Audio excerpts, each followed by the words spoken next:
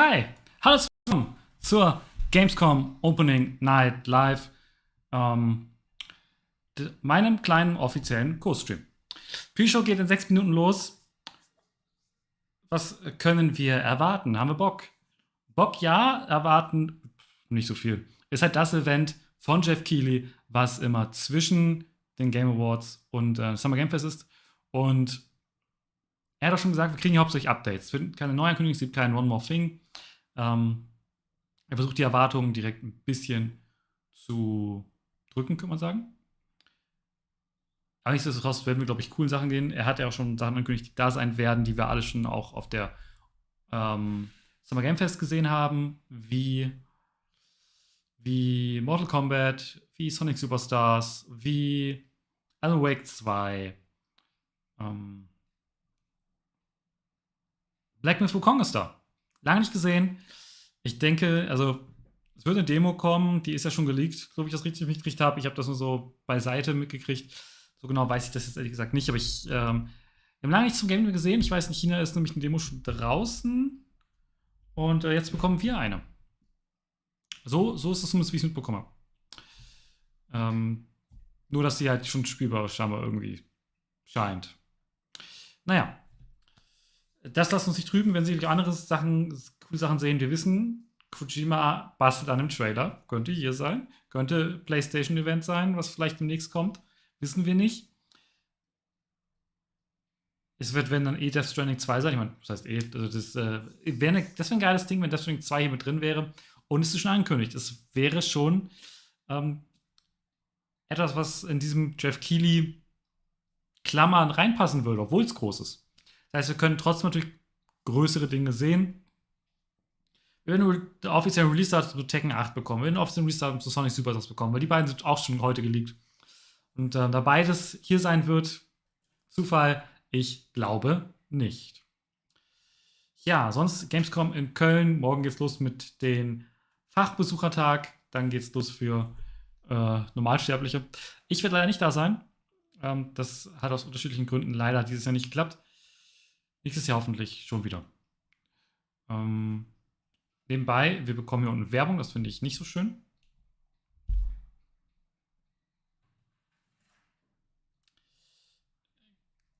Das sagt mir schon, warum streame ich auf Twitch. Ich streame vom Twitch als Dings, weil es Twitch-Drops für euch geben könnte.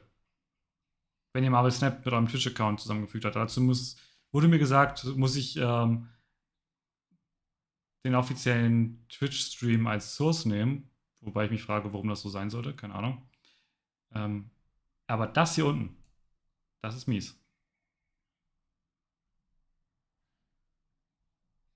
Das ist mies. Überlege ich, ob wir nicht doch trotzdem YouTube nehmen. Und auf die Twitch-Drops scheißen. Das ist mies. Es geht auch, weil es immer noch da ist, ne? Ich kann auch nichts gegen machen. Also soll das gleich in der Show sein. Dann wechsle ich auf YouTube. Punkt.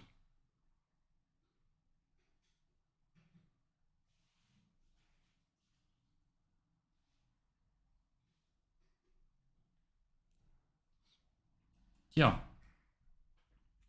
Was kann ich noch sagen? Das hier ist voraussichtlich, ihr seht ja schon, es ist ein bisschen chaotischer hier, mein letzter Stream aus diesem Studio, bevor es ins Neue geht. Hooray!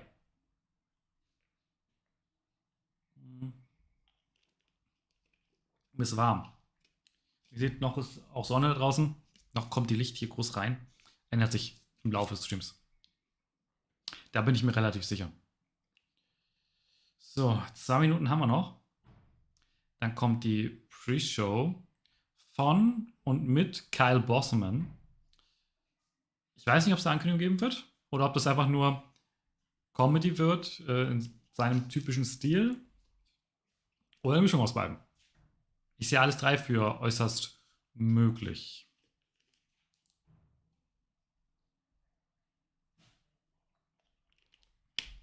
Ich habe mir da nicht zu snacken hingelegt. Wenn irgendwie zwischendurch Werbung ist und es wird safe wieder Werbung geben, es wird die Gamescom Awards bestimmt geben, die unfassbar Quatsch sind. All das wird's safe geben. Da vertraue ich fest drauf. Und vielleicht gehe ich da mal kurz los, um was zu snacken.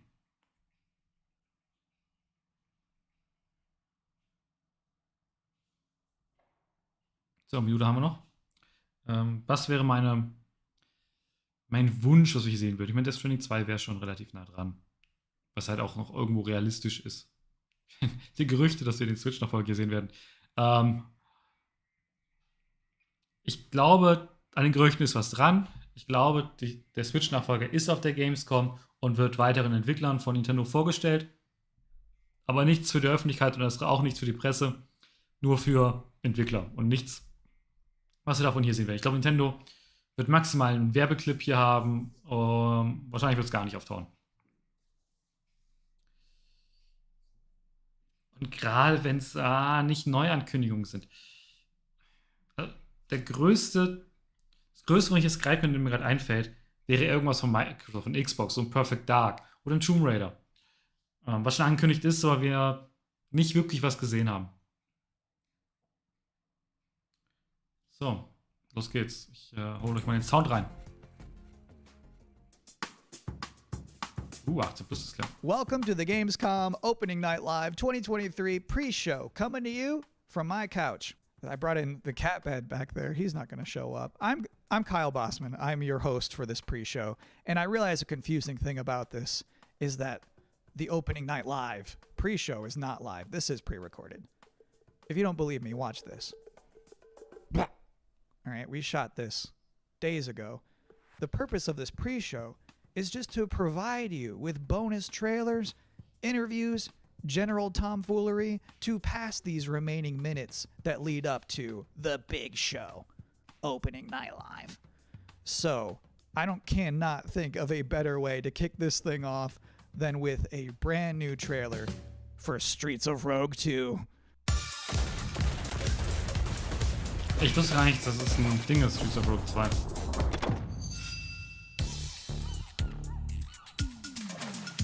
Welcome to the City of Dreams.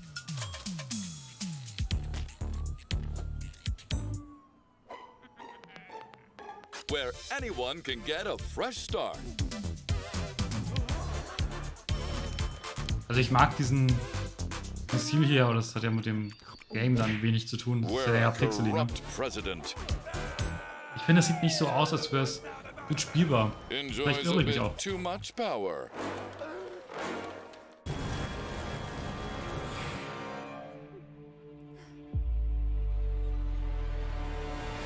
Well, sometimes you just have to go rogue.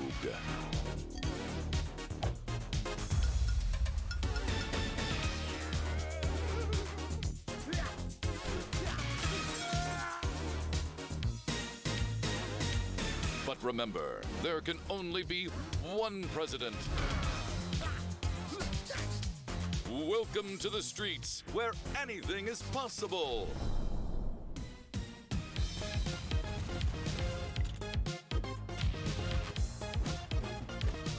Streets of Rogue 2 is an immersive open-world sandbox dialed up to 11.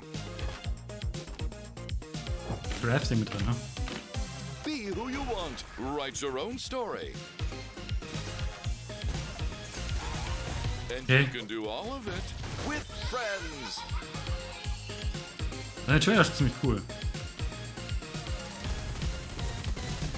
Ich weiß aber ehrlich gesagt, der zeigt so viel unterschiedliches Zeug, dass ich echt nicht weiß, was für eine Art Game das ist.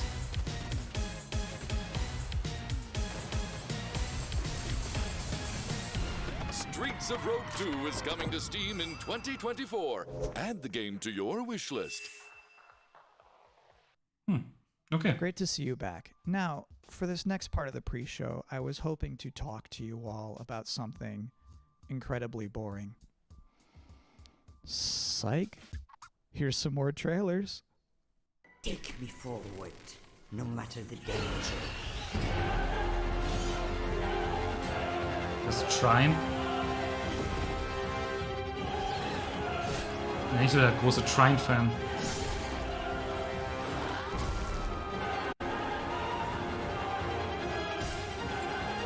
Kleine Hiccups im Stream, kann das sein? Your passenger is lost. So Mandragora. is this world. Mandragora. I wanted Das to Spiel. give our people one last hope. A champion to Das ist defeat this das, wo man mit calamity. dem. Ja, wo man mit seiner Vergangenheit quasi Sorry immer to zusammen dann push that kämpft. fate upon you, Lisvanger. This place is beautiful.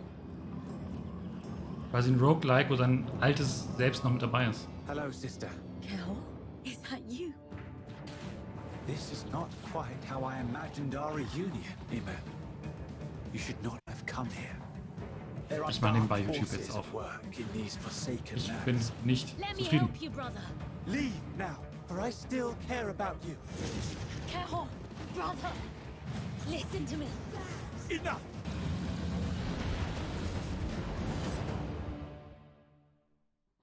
Now, I realize even this far into this show that you might think I'm just some guy who hijacked the broadcast, and I don't blame you. You might think So to I'm prove just that some this guy is who all hijacked the legitimate- broadcast, and I don't blame you. So to prove that this is all legitimate, here is the host of Gamescom Opening Night Live himself, Jeff. Und hier ist aber Keighley. auch nicht gerade gut. Hello, Kyle. Jeff, we're now minutes away from the Opening Night Live beginning. What sort of huge announcements should we all be expecting to see? I think you can expect to see a lot of great games on Jetzt stage. haben wir beim This is Sound Probleme. not a show huge, kann nicht shocking deren Ernst surprise, sein. one more thing announcements. When you really think of the history of ONL, we've always had kind of meteor looks at games that are announced in the show, and that's sort of continuing that tradition this year. There will be a few cool announcements throughout the show, but generally we're showing like a lot of really big games because this has been an amazing year for games, and the next 2 or 3 months is especially going to be insane. Nächstes with wird auch some wieder big erstmal auf releases. Twitch. So you will see new stuff on Call of Duty Modern Warfare 3, Assassin's Creed Mirage, Alan Wake, so many other big games that are coming out later this year. But yeah, primarily focuses, as Nintendo likes to say, primarily focused on, you know, announced games coming in Q4 or 3 or 4 or something like that. So yeah, I definitely would set your expectations that we are not going to shock and awe you with surprise announcements today. When you say meteor, though, that Naja, to aber me Nintendo implies lügt ja more meistens. than just a trailer.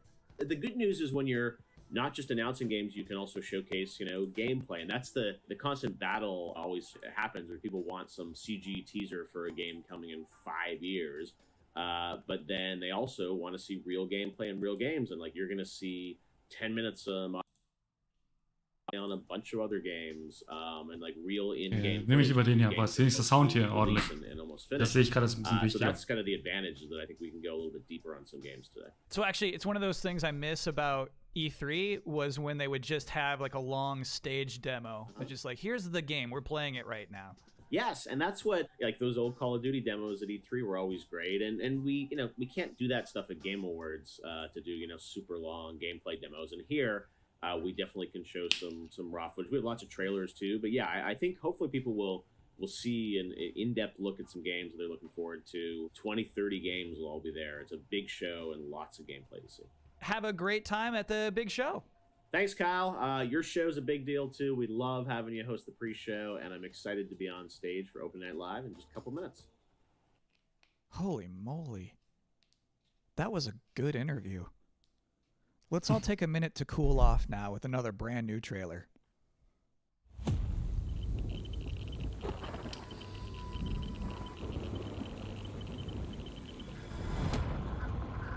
Ich muss erstmal an Stalker 2 denken, aber das in der Pre-Show kann ich mir nicht so vorstellen.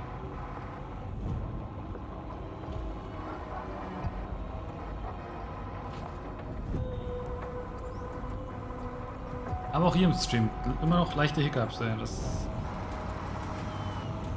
Ja, das meine ich. Läuft nicht so optimal.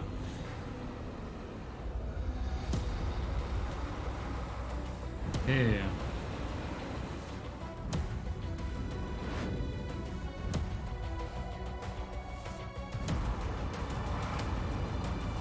Countern alles sein. Können echt Strategie sein, können RPG von. Ich kenne Endzone 1 auch nicht. Ich habe keine Ahnung. Klingt an einem PC ohne Game. Sieht doch hier so aus. Thank you, Endzone 2. I've always said this. Any video game trailer with a bus in it is going to be good. You can't prove me wrong on that. And if you are just joining us, welcome to the Gamescom Opening Night Live pre-show, where we're just hanging out on my couch, watching some cool trailers and pre-taped interviews with Jeff Keighley. And we're not even halfway through all of the trailers I have to show you, so let's check out a couple more. Oh. I look like a fucking tour guide. Ja, genau. Erklärt die Grafik. Aber auch, weiß ich nicht.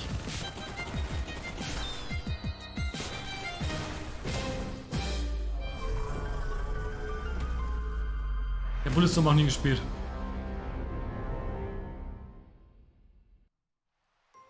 I see you're Faith settling Farm. into our wondrous Es gibt kein Event area. ohne Faith Farm.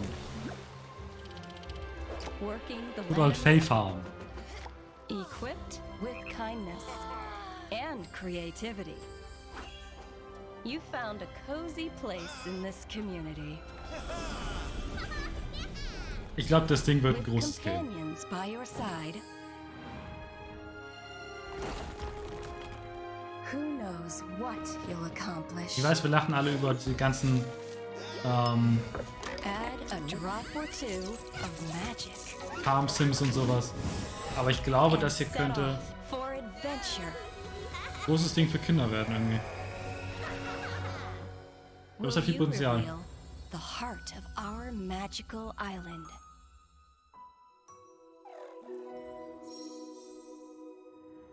Pre-order now. I'm so sorry. Those two trailers kind of blurred together for me. Which was the one where you killed that guy and then stuck up your middle finger at him? It was Bulletstorm VR. Got it. Thank you. So this is my third time hosting the Gamescom Opening Night Live pre-show. And already we've developed a couple of traditions. One, general awkwardness. Mhm. And then two, the top 10 reasons to look forward to Gamescom Opening Night Live 2023. Number 10, there's just something nice about seeing a futuristic, shiny, reflective black stage with absolutely no streaks on it. Number 9, Assassin's Creed Mirage. Number 8, the big games you already know will be good. And then the number 7 reason to look forward to Gamescom Opening Night Live is the weird games you never heard of before. I like those weird trailers. Those to me tend to be slightly more interesting than the sure things. Number 6, Sonic News.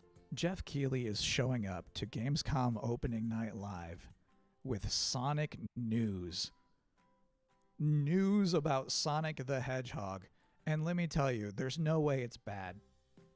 Whatever it is, it's not going to be bad news. This would probably be number 1 for me, but I'm trying to be objective with this list. Number 5, the raw thrill of a developer saying we can't wait to share more. Number 4, Alan Wake 2. This game's coming out in October and they haven't shown too much yet. I expect they're going to show something kind of big tonight. Number 3 reason to look forward to Gamescom Opening Night Live 2023. It's free.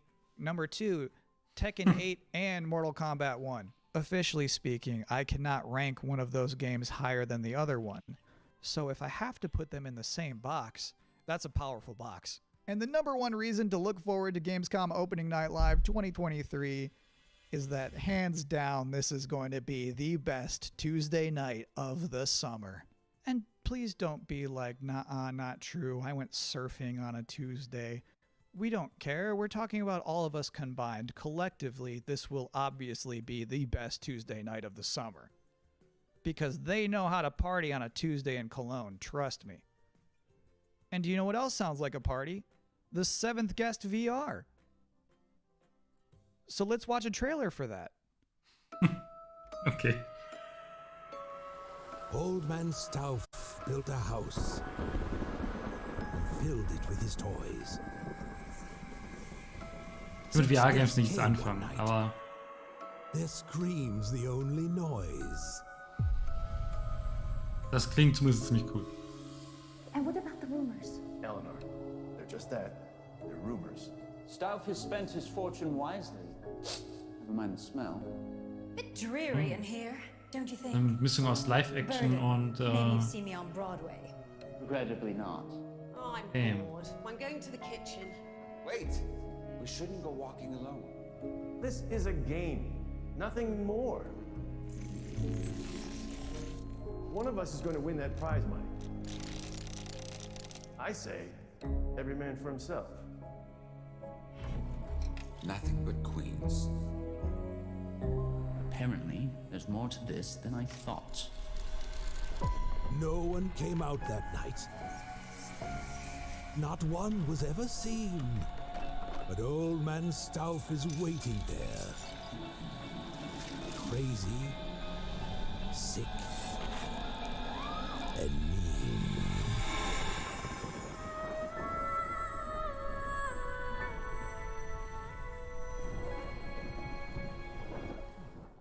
So one of my responsibilities as a pre-show host is to pop up in between scary games. If you have two scary games back to back, there's a big chance the audience could become unnerved and uncomfortable. So I'm here now to give you a chance to catch your breath, provide a nice comforting voice with a nice comforting face. And now you are appropriately comforted. Next, a scary game. Ah, das Game. Ich weiß nicht mehr, wie es heißt. Das sieht besser aus, als es letztes Mal gezeigt wurde, grafisch, oder? Da würde ich mir sagen.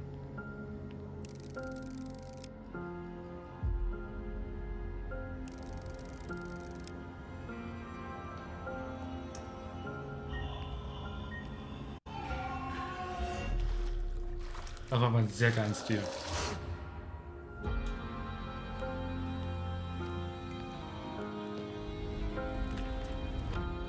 Da habe ich Bock drauf. Wenn es dann sich gut spielen lässt. Das ist bei sowas mal die Frage. Atmosphäre ist bei sowas sehr wichtig, aber nicht, wenn es frustrierend ist, dann bringt das auch nichts.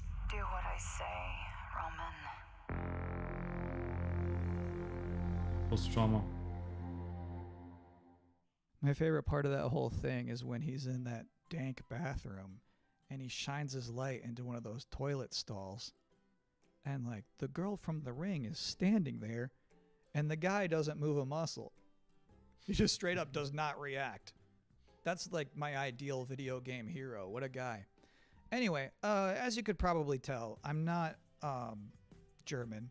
So our producers thought it would be a good idea for me to educate myself properly on some Gamescom culture from an actual expert.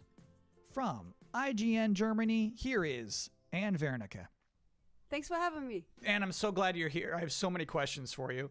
What is the best way for people all around the world to keep up with what's happening with ONL and Gamescom? There's an official Gamescom live stream, and it programs in English and German. It's done by IGN, so that's the way to not miss out on the stuff that's happening. If you're in Cologne, though, and can attend Gamescom, you just go on Saturday and Sunday to Gamescom Festival.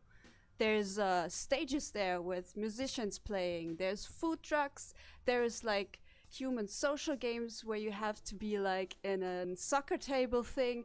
It's fun stuff. You should try it out. It's completely for free. So hold on, what is it? What is a human social game? You know, soccer table? You play. We're soccer talking about tables, foosball. Right? Foosball. Yeah, we call it foosball. Yeah. But in this case, you get stuffed into it. So you are like one of the soccer people in that table. You can't move. You just stand there, go left and right, and play soccer like that. What does Gamescom mean to you personally? So 13 years ago, I actually started my career in the industry at Gamescom as a trainee. I just got thrown in, and I was overwhelmed by everything, you know. And to this day, it's just awesome to be reminded of that, to go there and see all these people, and I can still talk to the devs I admire there. So to me, it's kind of a happy place. I have one last important question for you. Sure. How do you say world premiere in German? It's actually Weltpremiere. Pretty similar, yeah, right? I think I could do that. Yeah, do it. Weltpremiere. Yeah, man, that's good. Congrats. And thank you so much for helping me out today. Absolutely. Thank you for having me. Have fun at Gamescom. Thank you. All right, cool. Now I too am an expert. Please enjoy. Eine Weltprüfung. Naja. Naja. I do not recognize these markings. Das haben wir auch schon gesehen. Was für ein Game. Perhaps this is one of the great cities of the Age of Myth. Oder? This is no temple of Sigmar. Warhammer Game, oder? Also wenn ja, dann habe ich es noch nicht gesehen. Hammers of Sigmar! No relent! No mercy! Werbung, geh weg. We must fight on! The banner cannot fall! Danke. Warriors of Sigmar, stand with me!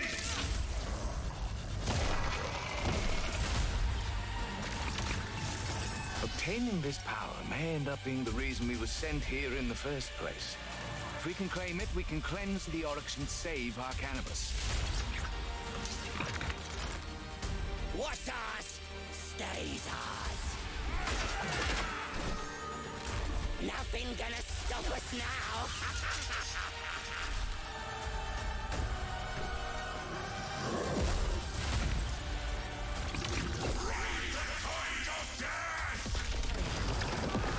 We do not fear death. Fight on! Ich finde, das sieht ganz nett aus. Auch wenn ich nicht verstehe, was da passiert. Rhymes of... Ja, sag ich ja, Warhammer.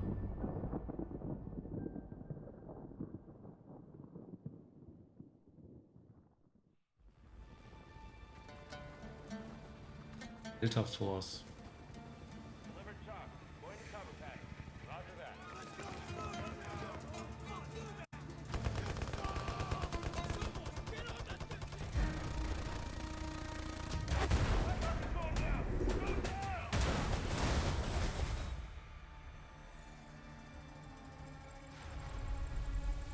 By 2035, we have formed a new breed of elite special forces who are better prepared to manage these latest threats to our global societies.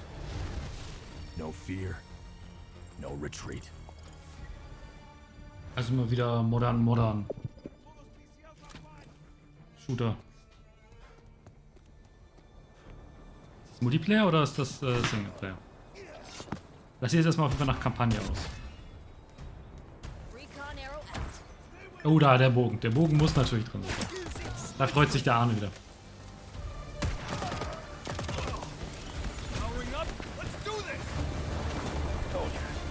Mein grafisch sieht schon ganz cool aus auf jeden Fall.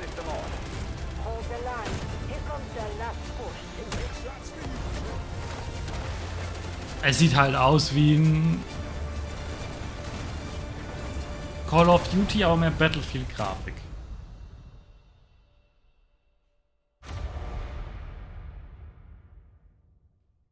Was sollte das jetzt?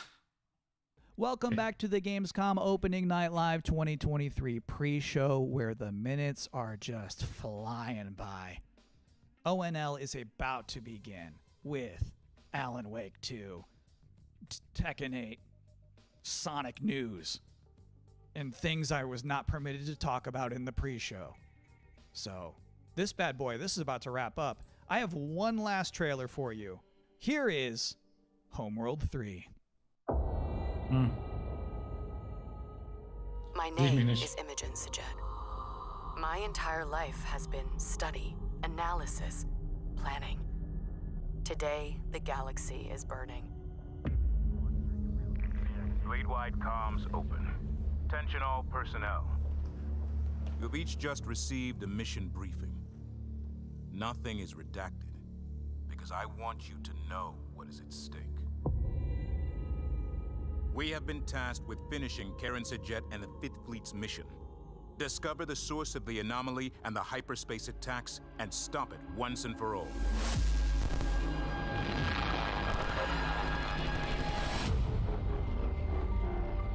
Ich frage mich gerade, wenn man die ersten beiden gespielt hat, die ja schon sehr alt sind, glaube ich, ob man irgendwas besonders verstanden hat, was er gerade gesagt hat. I have no doubt. We will. Weil abseits von dem Namen mal gehört, habe ich gar keine Berührung im Franchise. To complete the mission. Ich weiß halt, der Teil ist halt von Gearbox gepublished.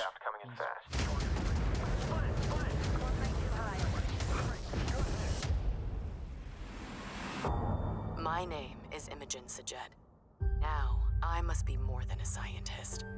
I am Fleet Command. Februar. And that is it. That's all I have for you here in the pre-show, which of course means that Gamescom Opening Night Live is now mere seconds away from starting. Thank you so much for hanging out with me here on my incredibly cozy couch.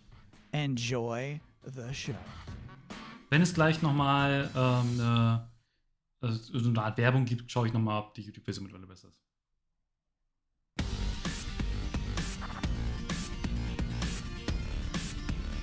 Please welcome your host, the creator of the Game Awards, Immer noch Kai. Jeff Keighley.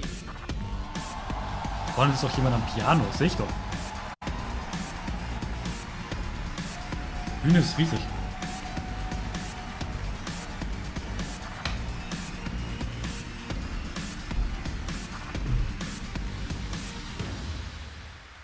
Hello, Germany, and hello, everyone watching live around the world. I am Jeff Keighley, and welcome to the world's biggest in-person video game event, Gamescom 2023.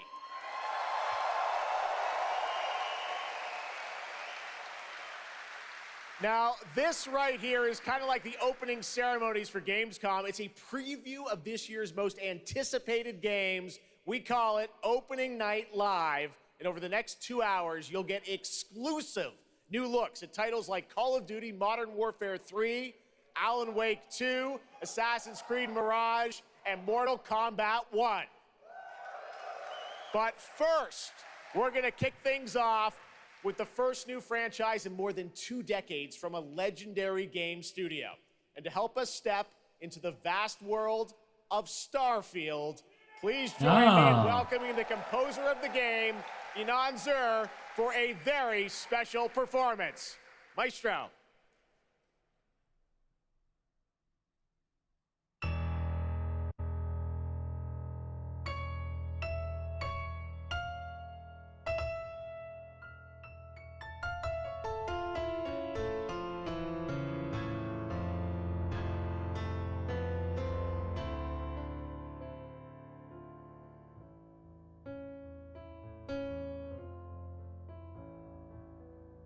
Ich schätze jetzt einfach mal, dass es musikalisch jetzt kein Problem ist.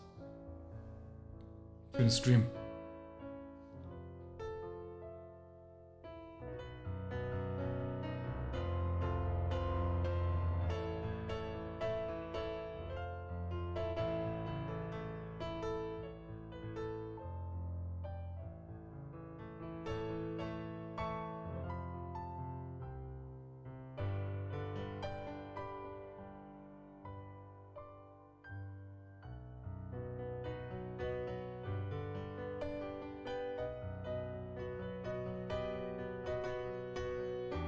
Ich hab Bock auf das Game. Aber ich muss ehrlich gesagt auch nichts mehr dazu sehen.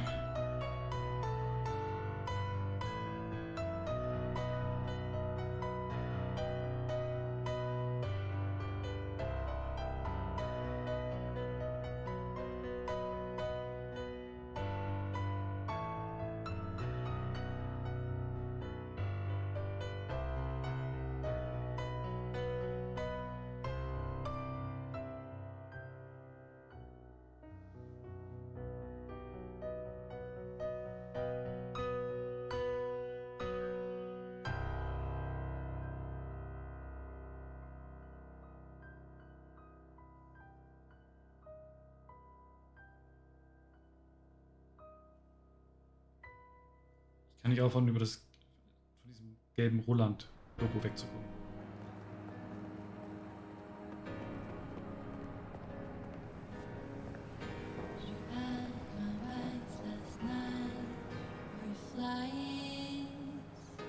Really? Das ist Teil des Streams? Nee. Ja, das heißt für mich ganz klar, ich versuche jetzt gleich YouTube-Window noch laut zu machen. Hoffe, dass der Sound einfach geht. Wir sind nicht hier, um für andere Leute Werbung zu machen. Wobei, genau dafür sind wir eigentlich hier mit den Trailern.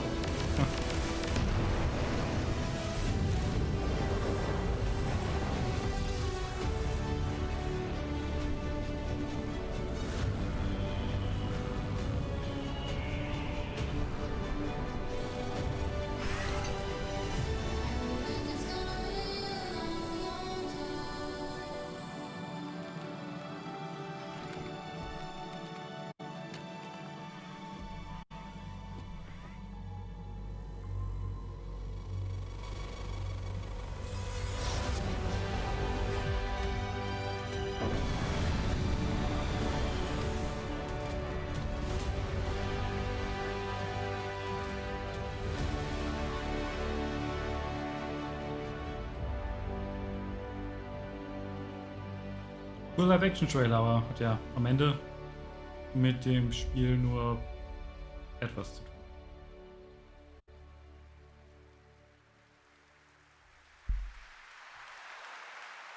Starfield is ever so close, and Inan, thank you so much for that spectacular performance. Really appreciate you coming all the way for this.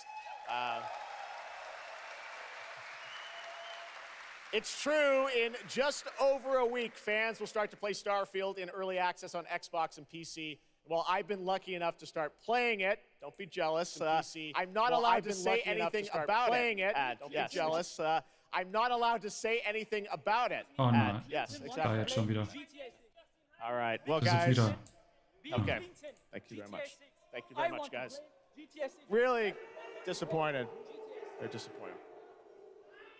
That's just so disappointing. This is such a special night for so many developers. It's really disappointing to see someone act that way. But we're going to move right on with the show. We've got a lot of great games. Das war derselbe Typ, der bei Schlag den Star war, ne? It's just so sad to, me to see something like that happen tonight. We're here to celebrate games in this community and how much they mean to us. So, without further ado, I want to move right on with the show because we got a lot to show you. And the good news, Gamescom, is we have someone very special here who can be here to talk about Starfield. Please join me in welcoming to Opening Night Live and Gamescom for the first time ever, one of our industry's greatest creators, the director and executive producer of Bethesda Game Studios. That's right, Todd Howard, everybody.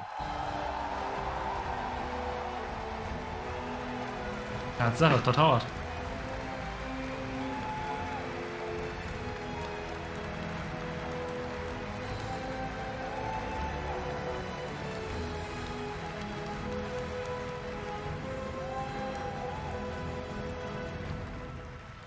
Todd, thank you so much for coming all this way to Gamescom. We have a lot to talk about with Starfield, but first of all, is this true? This is your first ever time at Gamescom? This is my first Gamescom, and you were right. You said how great the crowd is here, and it Ja, bis auf die Bühne laufen. And just all the fans that come here for the biggest convention in gaming to celebrate games. And I figured, you know, it is our first new franchise in over 25 years. So if I was going to come, you know, it's for Starfield. Well, we all welcome you to Gamescom in Germany, and we're all very excited to step into this new world, Starfield, and the next week, early access. Set up for people, why did you want to make this game, Starfield? Why did you want to create a new world? You know, I think like a lot of gamers out there, we have dreamt of a game where we look to the skies and we can blast off into space and explore. We love to make games where we can explore these worlds. We've done like with the Elder Scrolls and the Fallout series, but we wanted to do something brand new where you could explore with complete freedom in the galaxy. It's a game we've always wanted to play that we think a lot of people wanted to play as well. It's kind of that dream game. Yeah, I wish I could talk about it, but it's quite an experience, and I know everyone here is very excited to jump in soon. You did bring some stuff to Gamescom to show to fans. I know there's a theater. Tell us, I know you've been, sharing a little bit about the game, but I know there's a lot you want people to discover when they play it. What did you bring here to Gamescom? Yeah, it's really cool. We've built a 300-person seat theater where we're actually showing the beginning of the game, and you start out as a miner, and you touch this artifact that affects you in some way, where you see a bit into space-time, and then you get to create your own character. Our games are about creating and being whoever you want, and then you're off on adventure. Yes, let's talk a little bit about this adventure. I know, people have been wondering kind of what the main quest line is going to be after you create your character, which is something that I know. I saw even someone on the internet this week created you, I think. Did you see that? Someone tweeted out a picture. They had somehow figured out. I see a lot of things on the internet. I don't know. I'm not sure that's real. Well, the thing is, I think you could literally create, whoever you want and then enroll yourself into this adventure. And tell us about sort of how the adventure starts. What can we expect? Well, you jump off. You're joining Constellation, which are the last kind of group of space explorers like NASA meets Indiana Jones searching for these artifacts. But the story goes a lot of places. The game has a lot of surprises that we haven't talked about. I don't want to spoil them here, yes. But really, really happy with how the story turned out and where it goes. Yeah, it's such an epic experience, and you and your team have done so much for this industry, and the fact that you guys have worked through COVID, building this and coming on the other end, we're so excited for everyone to get a chance to play it. So thank you for all you've done for our industry, Todd. Everyone, Todd Howard. Thank you. Can't wait for you to play the game. Thanks so much, Todd. Really appreciate it. All right, well, tonight is largely focused on announced games, but we do have a few surprises along the way. Okay. And next, it's time for the global reveal of the third installment in a franchise that is very familiar to Gamescom fans. Here we go. Zu Gamescom-Fans, also was Deutsches, oder?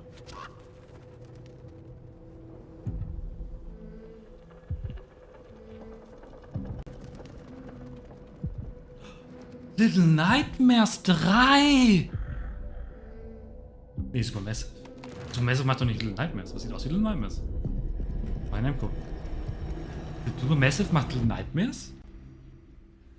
Und Little Nightmares war die Gamescom-Ankündigung tatsächlich. Da. Little Nightmares. Crazy. Ich weiß gar nicht, wer der sonstige Entwickler war.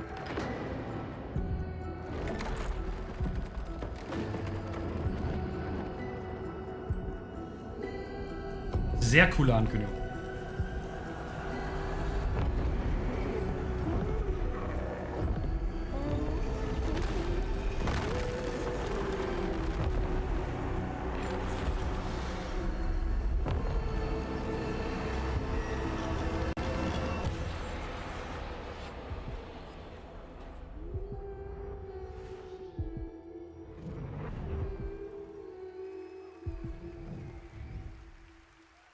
Ich würde sagen, 2 Figuren. Das ist, That's right, Little Nightmares 3. And joining me now are Corley and Lucas from Bandai Namco to tell us more. Lucas, thank you so much. It's great to have you back here at Gamescom to announce another Little Nightmares. Thank you, Jeff. Yeah, it's really great to be back. We're very excited to announce Little Nightmares 3 tonight. The franchise has a long history with the show. I mean, that's where we announced the first 2 games. So for us, it was definitely the best place, best show to reveal Little Nightmares 3 to the world. Well, we appreciate you bringing us this news. It looks incredible. Corley, I see we saw 2 characters in that reveal trailer. Can you tell us a bit more about them? Yeah, sure. Hi, Jeff. Hi, everyone. I'm so happy to be here to present you Little Nightmares 3. So yeah, as you have seen, we have 2 characters, but now you have 2 players as well, so you will be able to play both in single player or online co-op if you want, and face your friend. Now, I saw a lot of cool new places in the trailer. Can you tell us a bit about sort of the setting for these 2 characters? Yeah, so our 2 new characters are Low and Alone. They are trapped in a place that we call the Spiral. It's a cluster of disturbing places, and they will have to work together, survive in a world full of dangerous threats and full of delusions. Namco Europa And they will also liegt in Frankreich. have to find a way out of the nowhere. So yeah, I can't wait to have you put your hands on the game in 2024. Excellent. We don't have to wait too long. 2024. Lucas, I know that's not all because you're kind of expanding the Little Nightmares world with something more. Tell us a bit about that tonight. Okay. Yes, we have one more surprise. So in addition to revealing Little Nightmares 3, I'm very excited to announce our first podcast series. It is called The Sounds of Nightmares, and it's an original story. It's composed of 6 episodes, and we are releasing the first 2 episodes tonight. So you can go on our website, thesoundsofnightmares.com, to check it out. and we hope that our fans are going to enjoy it. Okay. Awesome. All right, well, we're very excited to learn more. Thank you, Lucas and Corley. Thank you, Jeff. Little Nightmares 3. Next, it is rare when a new studio reveals footage that takes over the internet. That happened back in 2020 Wukong. with the reveal of Black Myth Wukong from Game Science in China. Based on the classic 16th century Chinese novel Journey to the West, here is a brand new look at the gameplay of this incredible action RPG. Ja, ich bin gespannt.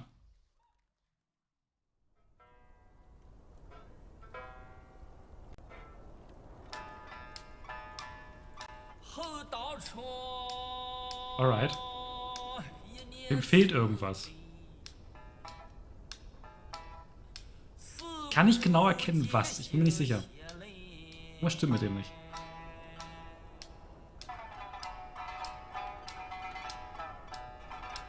Wie singt der eigentlich ohne Kopf?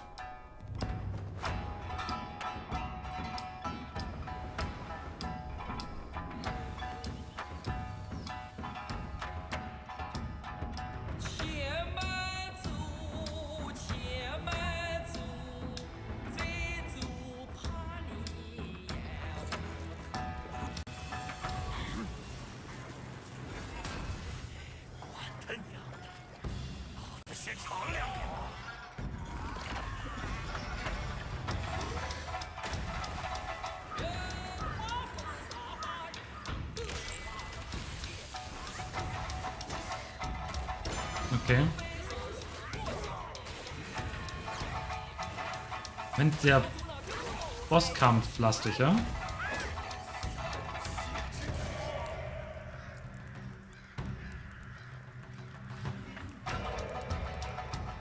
Demon 101 Fights. Okay, das sieht cool aus.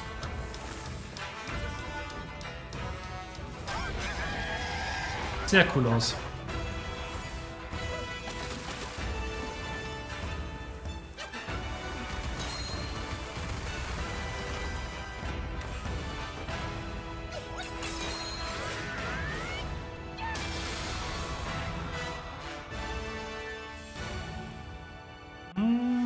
Logo weiß auf weiß. Schwierig.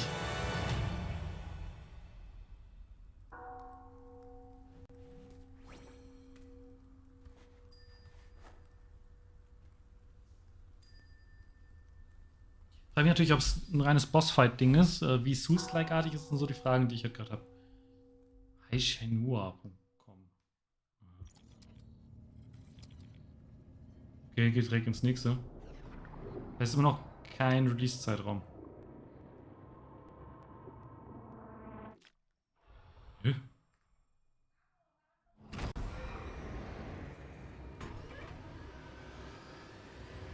Kommt mir vom Design irgendwie bekannt vor.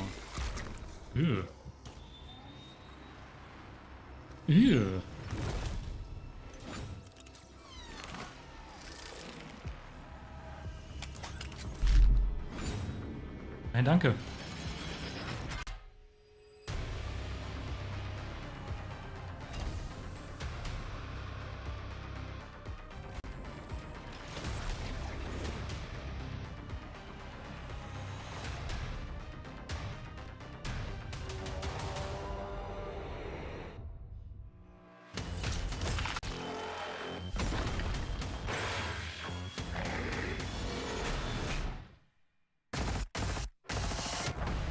Ekelhaft. Ah, GeeklyFlow. Hab nie gespielt. Werde ich voraussichtlich auch nie. Ist nicht so in meiner Welt. Und Werbung.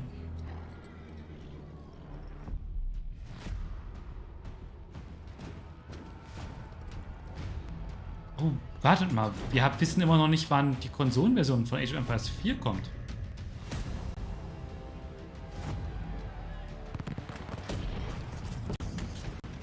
Wohl doch keine Werbung. Aber wir kriegen jetzt wohl ein Release-Datum dafür, ja?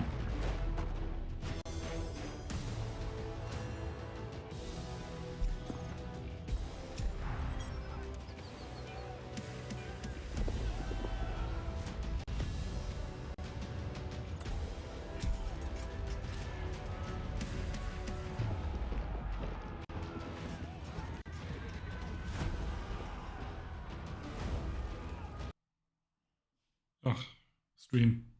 Bitte. Tu mir das nicht an.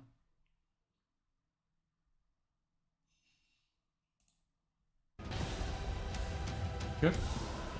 Aus.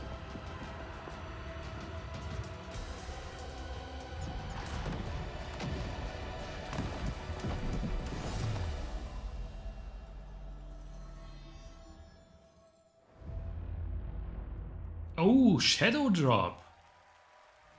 Nicht schlecht. What a great surprise. Age of Empires 4 Anniversary Edition, an award-winning game on PC, is now available on Xbox consoles today. That's right. All right, next up, we have something extremely special for you. We have one of the most iconic filmmakers of all time in the house. The director behind the legendary films such as 300, Man of Steel, and Army of the Dead. He's come all the way to Gamescom to talk about his new film, Rebel Moon, which is on Netflix December 22nd. Gamescom, please give a warm welcome to the one and only Zack Snyder.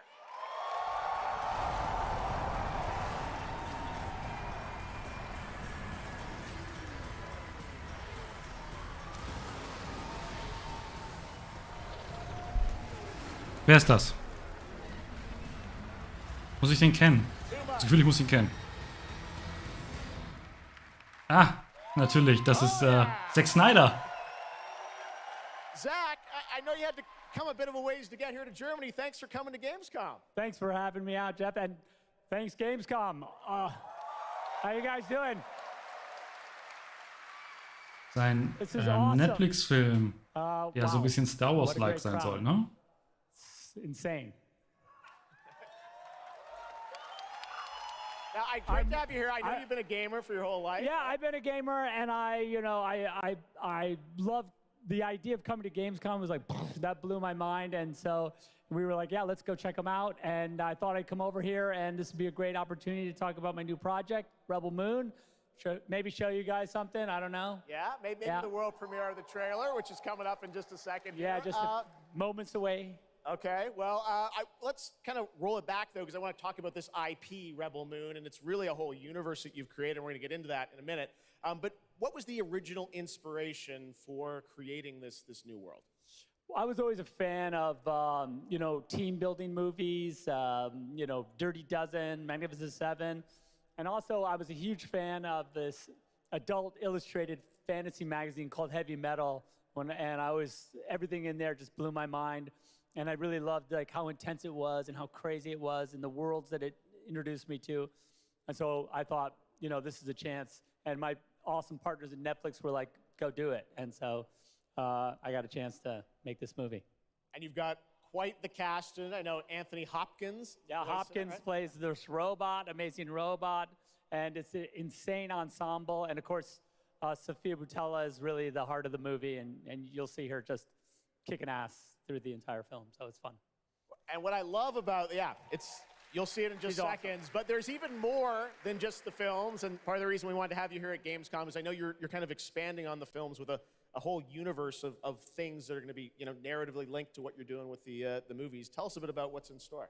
Yeah, we're also super excited to reveal that we're making a video game for Rebel Moon, and the game we're developing with Super Evil Megacorp, and it'll expand the Rebel Moon universe. It takes place like right after the events. Netflix Game, so ein Handy-Game wahrscheinlich, ne? And it really is I've been talking with those guys and really interacting with them. The ideas they have and the way the game's going to expand the universe is just unbelievable, and I'm super excited about it. You'll be able to like pick your rebel and then go on missions, and it's like 1 and 2 players in a co-op, and it's crazy. But we're just starting to talk about a bunch of other crazy ideas inside the game, so it's really fun, and that's coming. So keep your eye out for more. All right, well, we love it. The films, the game, and more. But let's roll it back to the movie, because we are going to get a first look now at this incredible film, part 1 and part 2, right? Yep. So this little trailer we put together, a little tease of the universe. So I hope you guys enjoy it. I can't wait for you to check it out right now. Let's check it out. The world premiere of the trailer for Rebel Moon. Zack Snyder, everybody. Thanks, guys. Okay. Hab jetzt nicht so ein Vertrauen. Ich meine, Teaser gab's ja schon. Lass mich gerne überraschen.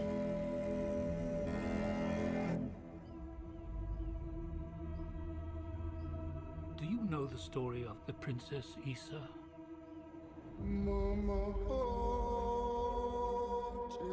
In myth, she was called the Redeemer. It was said this child would stop the madness of war. That she was to usher in a new age of peace and compassion. I was given memories of a world I will never see. Loyalty to a king I cannot serve. Irgendwie spricht mich der Artstyle nicht an. Das ist für mich irgendwie zu durcheinander. Aber vielleicht ist es anders, wenn ich den Film sehe.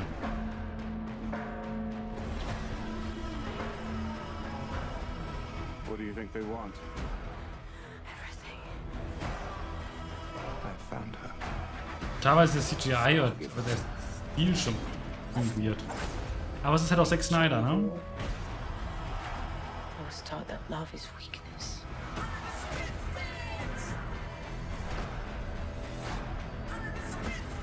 There is a difference between justice and revenge. Oh, Lichtschwerter. Oder Feuerschwert oder sowas. Für mich aus hätten wir Star Wars, Dune, Fantasy. I do love this part. Hold on. Bude von Panem. We're not here to bring any. Und alles irgendwie einfach zusammen gemischt. You and I both know fear. Und ich finde, das passt irgendwie nicht. Naja, mal schauen. Let's show them we are more than the shackles that bind us.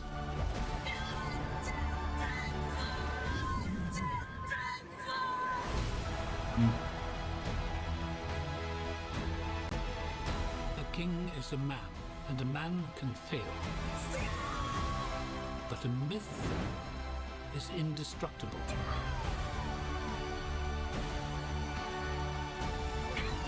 The time has come for all that you love. Protect each other and show them no mercy. Ich weiß nicht, spricht mich wirklich nicht an. Noch zu viel Action, zu viel Zeitlupe, zu viel Bildgewalt. Was ist auch ein Trailer? Is willing to die for what you believe.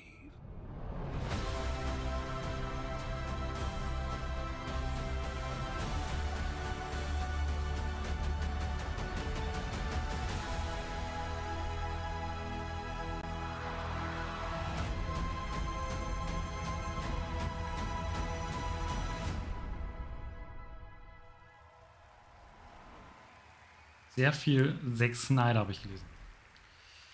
Ich weiß nicht, ob das immer so gut ist, aber mal gucken. Ich werde ihn mir angucken, auf jeden Fall. That looks insane. I cannot wait to play that game. All right, well, now we're going to move on to something that is very long awaited because sometimes good things do come to those who wait. It's been a number of years since we last heard an update on Crimson Desert, the new open world action adventure from Pearl Abyss in South Korea. Well, das ist deren neuer Black Desert Nachfolger Spin-off Parallelgame. Stimmt. Ist schon so lange her, dass wir es gesehen haben.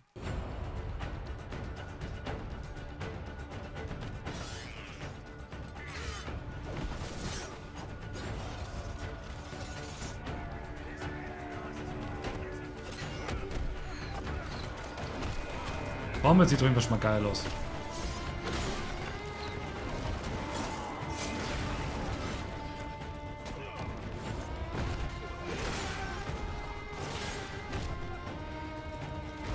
Wenn sich das auch so spielt, Respekt. Ich weiß, deren MMO hier, Black Desert, hat ja auch Action. Ja, Combat. Ich weiß gar nicht, ob das hier... Ich glaube, das hier sollte Singleplayer sein? Fragezeichen? Ich weiß es nicht mehr. Momentan sieht es auch nicht sehr MMO-like aus.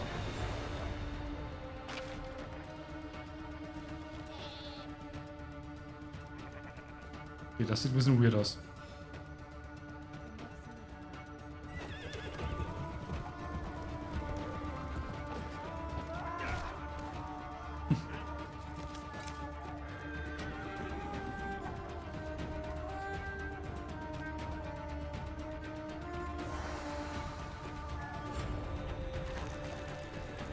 Angeln.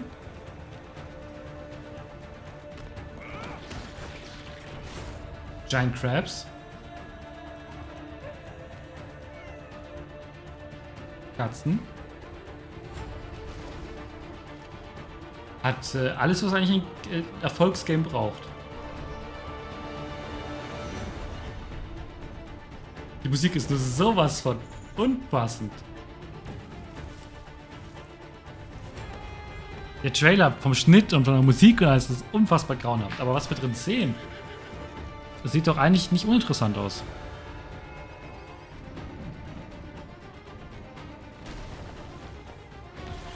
Die Musik ist so nervig.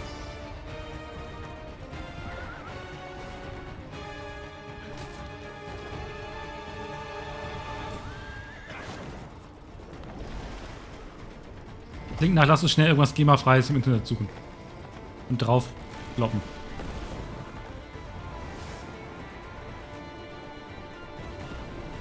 Okay.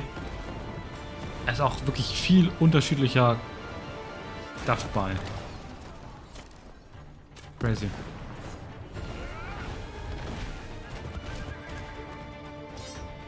Aber ich würde auch irgendwie gerne mal nicht Action sehen. Irgendwas Normales, wo diese blöde Musik nicht läuft.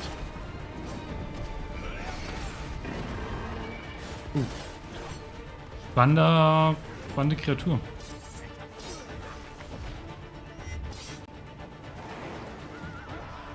Okay, das sah auch cool aus. Fliegende Inseln. Also Tears of the Kingdom, wie ich sehe.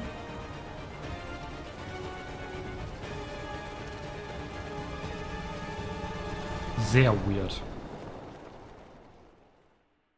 Sehr, sehr weird. Aber es sieht sehr interessant aus.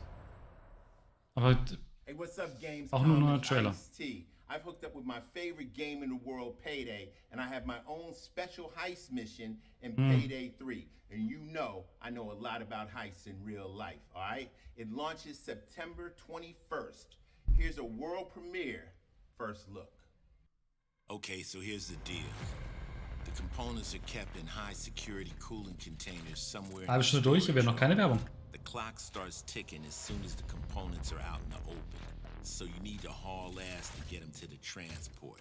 Take too long and they'll start to degrade and lose value. Nur ganz ehrlich, Payday 3 interessiert mich gar nicht. I'll see you on the other side.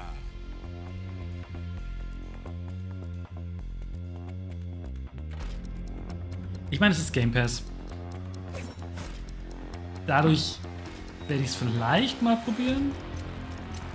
Aber ich kriege auch keine 4 Leute zusammen. Sagen wir mal ehrlich, ich kriege keine 4 Leute zusammen.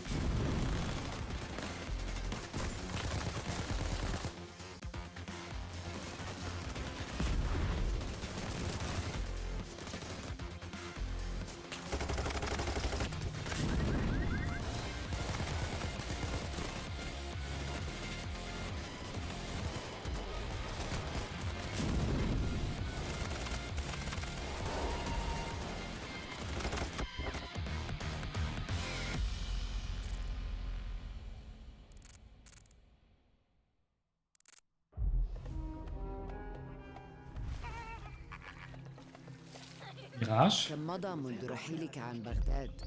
أعوام. Ja, Basim, ist لا أذكر مقدارها. Mirage. Jetzt schon. Also wir sind hier am Durchfeuern, also Pacing. Nicht schlecht. Finde ich.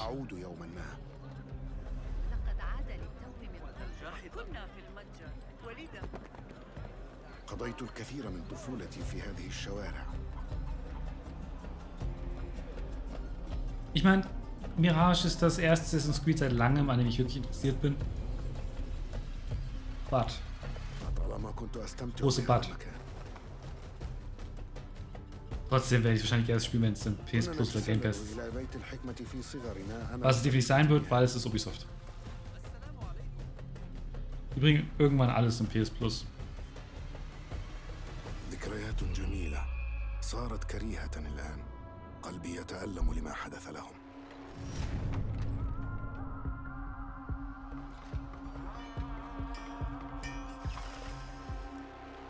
وها أنا ذا مستتر يتهيأ لإعادة النور إلى أحلك أركان المدينة.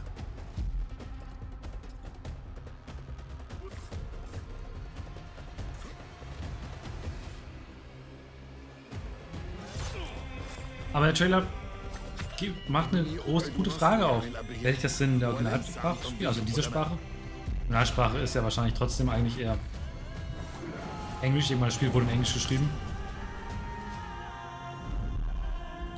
Aber halt ob ich es dann in Arabisch spiele mit Untertiteln oder in Englisch oder in Deutsch? Eine Frage, die kann ich einem tatsächlich jetzt so noch nicht beantworten.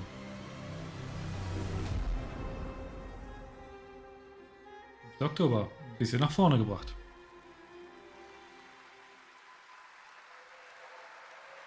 Sah nett aus. There you have it, Assassin's Creed Mirage, which marks a return to the Middle East for the series, offering an immersive and authentic experience featuring full Arabic voice acting, as you saw in that trailer. You can be transported to 9th century Baghdad when the game launches on October 5th. Big month in October for game releases. Now I would like to introduce you to our co-host tonight for ONL. Please welcome Jasmine. Hello, Jasmine. Thank you, Jeff. Thanks for having me. And hello, everyone. I'm so excited to be with all the fans here at Gamescom this year. And I have the honor to be your guide for tonight for all those great things happening right here at Jetzt Gamescom. kommt quasi Werbung. And mit den Gamescom Awards und all dem Quatsch. And if you can't join us in Cologne this year, don't worry, you never have to miss any of the events this week. Just go to Gamescom now to discover what the world's gaming industry has in store for you. And if you're ready to vote for your favorite games, then visit now.gamescom.global and cast your vote for this year's Gamescom Awards. The awards will be celebrated this Friday at 3 p.m.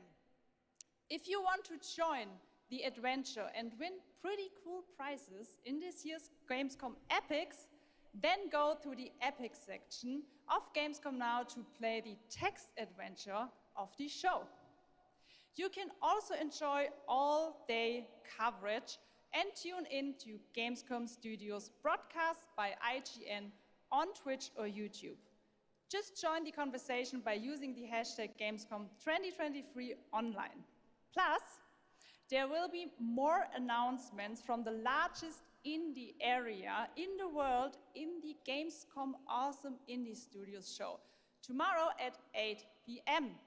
And later this week, tune in to the Gamescom Studios broadcast and check out the Gamescom Cosplay Awards live from Cologne, Germany on Sunday at 3 p.m. I highly recommended this section.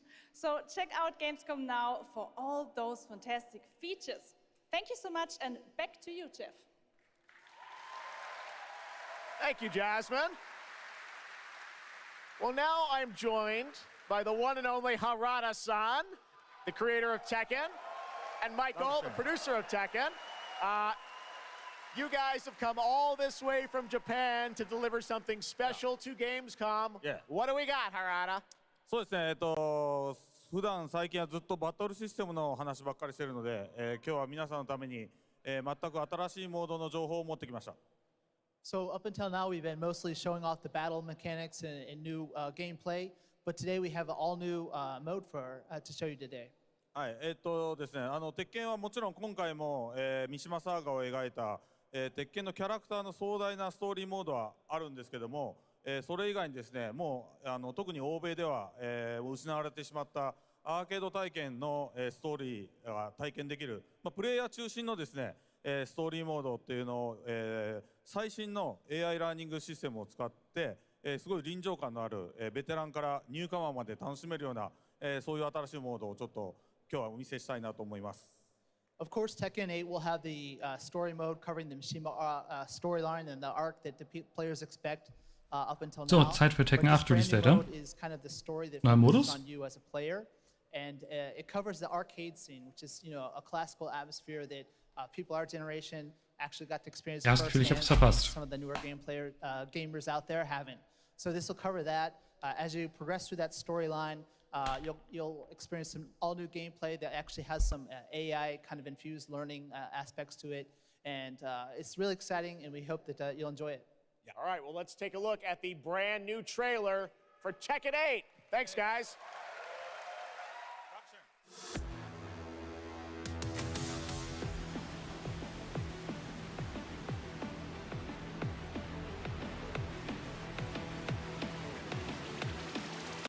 Da gibt es keinen Kommen, das will ich natürlich spielen. Safe.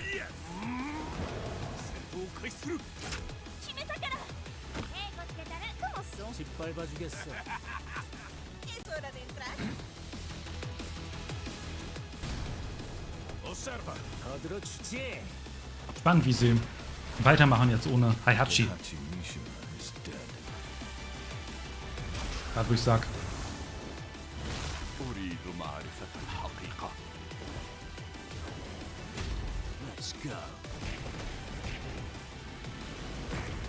Willst du im Sparring gegen mich antreten? Das Gefühl, er kommt aus Deutschland.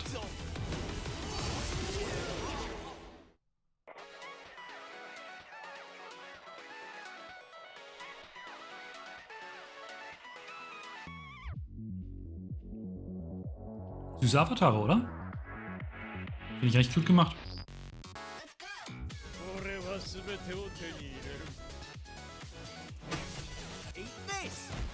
What's done is done.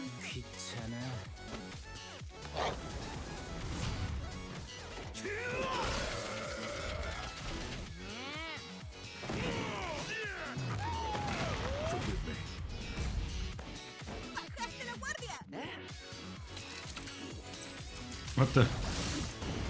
Was? Okay, ich hab Bock. Ich hab wirklich Bock.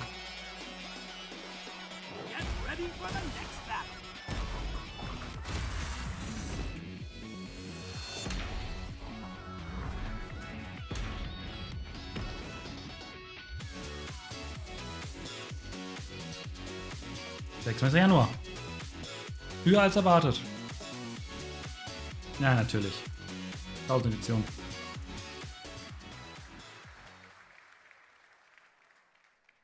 There you have it, Tekken 8 coming in January 2024. All right, I'm now joined by Shelby Carlton and Dave Swenson from Sledgehammer because on November 10th, Call of Duty Modern Warfare 3 arrives, and today you guys are going to be the first audience in the world to see some raw, real gameplay from the campaign.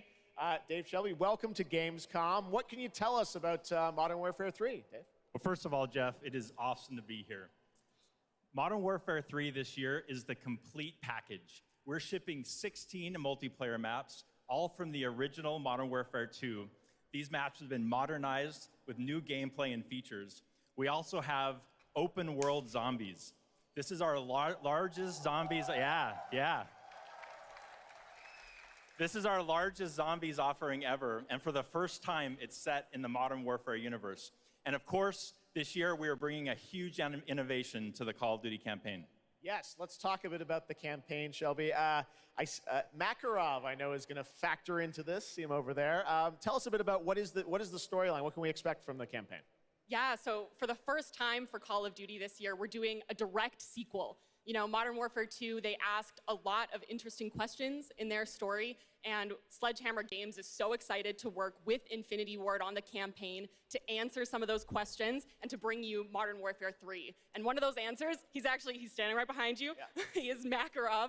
He is our infamous antagonist. He is cold, he is calculated, and he is trying to bring the world to the brink of war, but not if Task Force 141 has anything to say about it. So we are just so excited to get this campaign into the players' hands. All right, well, we are going to see a playthrough of a campaign level. But first, Dave, I want to talk about something new you're doing, open combat missions. What are those? So Call of Duty is known for epic cinematic stories, as Shelby talked about. And this year in Modern Warfare 3, we're introducing a new innovation to the Call of Duty campaign that's going to allow players to interact with that story like never before. We call them open combat missions. Open combat missions are player-directed. They allow the audience to play the game the way they want to play it. So if you're like me and you like stealth, you can go in quiet, you can equip, suppress weapons, complete all the objectives without the enemies ever knowing you were there. But if you want to go in loud, you can strap on armor plates, you can go in, hit the enemy head on, and open combat missions will support it. You can leverage vehicles, you can leverage tactical lethals, you can even use your favorite kill streaks in campaign. Wow. Now, open combat missions are really important to our campaign story, and they're gonna work seamlessly with those epic cinematic missions that Call of Duty fans know and love. And tonight, we wanna show you an exclusive first look at one of these epic cinematic missions. Okay, set it up for us, Shelby. What are we Also teilen die es jetzt auf in Richtung Start of the game almost, Open. right? Yeah, so this is a Fast, sneak peek of the very first level of Modern Warfare 3. Wie heißt This is das? called Immersive Sim mäßig. 627. Und dann diese typischen Call of Duty Missionen, die sehr cinematisch sind. Klingt erstmal sehr, sehr geil.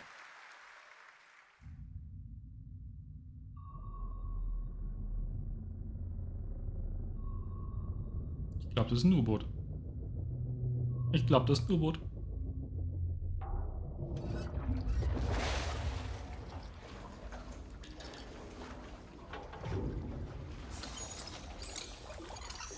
Kann man das einfach rausgelassen werden? Ich habe keine Ahnung. Aus dem U-Boot.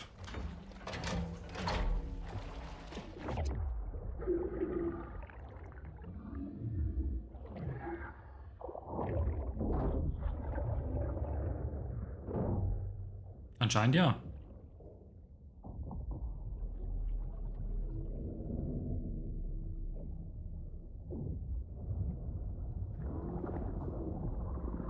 Alpha team clear. Heading to surface.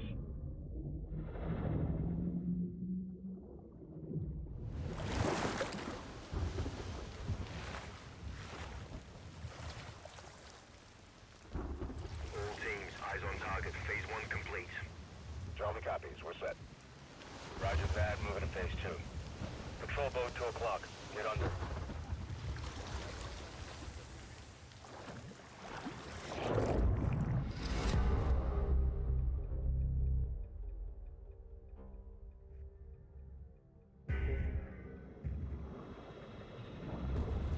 Stay tight. Roger. No movement.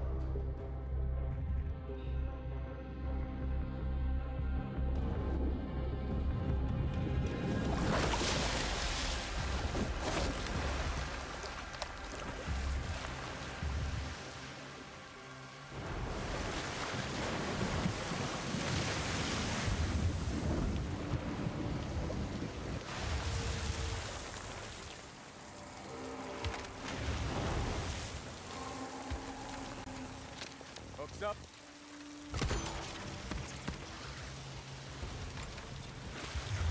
Good hook. Let's get up top. Frag mich immer, ob das wirklich so funktioniert.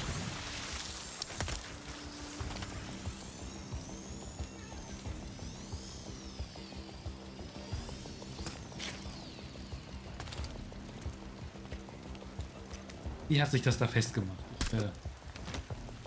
So viele Fragen. All teams, Alpha's in. How copy? Solid. Relay went clear. Moving to Mark DZ. Stand by. Nods on. Iostrobes on.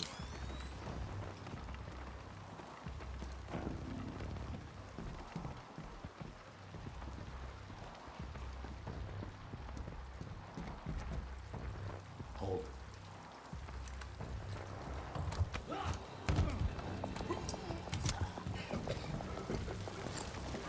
Dann kommt der hinten zu blinken, ob das eine gute Sache ist. DZ clear. Ist auch gut, weil du dann erkennen kannst, dass es deine eigenen Leute sind. Perfekt. Alpha to Bravo 1. Marking with IR. Confirm visual. Visual. Bravo inbound.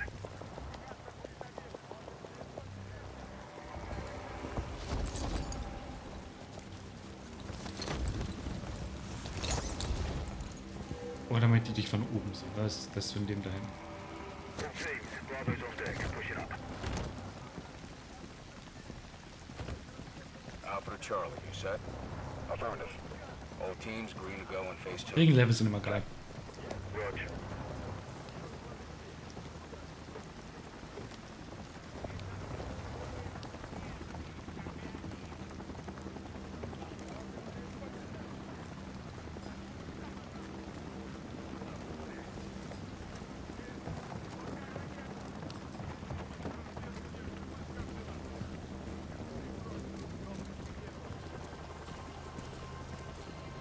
Loading interior.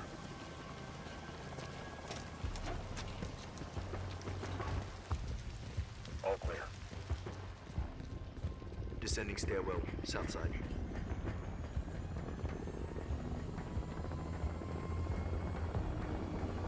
Ich bin total drin. Nods off. Be advised, they got a bird up. Movement in the courtyard. Looks like a prisoner transfer. Not our guy. On me. Hold up here. All teams, Alpha's in position. Copy. Bravo set. Charlie, good to go. Roger. Fire in the hole. Stand by. 3, 2, 1. Execute.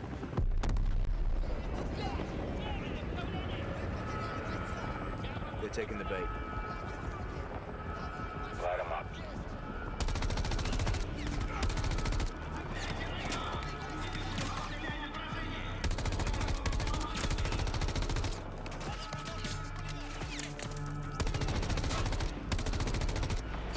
Vielleicht wird es wirklich mal Zeit, dass ich mal wieder Call of Duty spiele. Mein letztes Call of Duty, was ich durchgespielt habe in der Kampagne, war vielleicht das echte Modern Warfare 3. Ich weiß, ich habe Black Ops 2 mal, aber ich habe, glaube ich, nie durchgespielt. Ich weiß nicht, ob ich da angefangen habe. Ich glaube, Black Ops 2 war das einzige Call of Duty, wo ich nur die Multiplayer gespielt habe. Weil nach Modern Warfare 3 war damals so mein... War ich gefüllt, hat gereicht. Vielleicht heißt es ja, dass ich mit Modern Warfare wieder einsteigen sollte.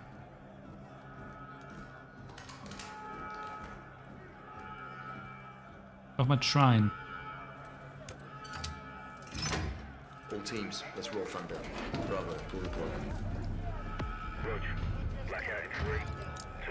Das kriegt keiner mit.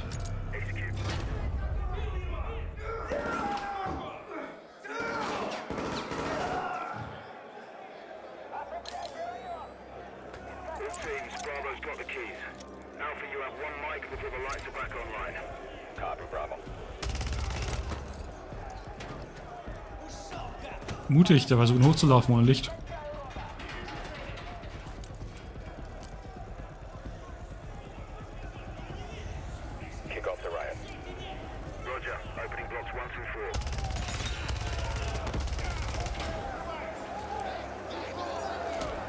Okay, sie retten die Gefangenen, schießen sie nicht ab.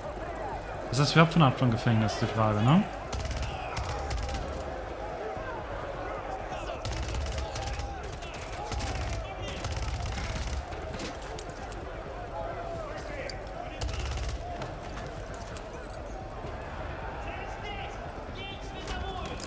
Alpha 1 to Bravo 1. Open 55C. Check.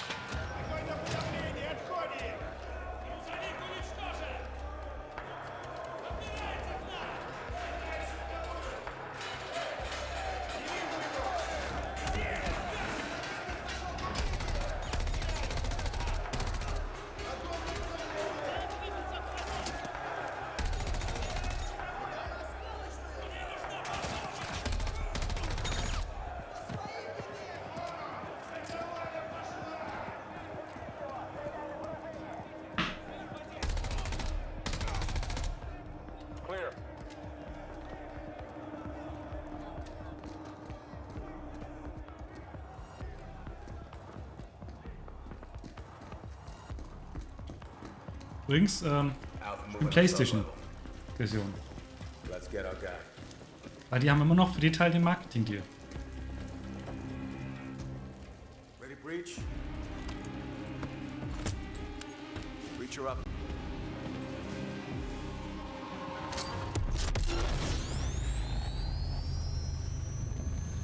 Ja, es sah schon nice aus. Muss ich sagen, sah nice aus.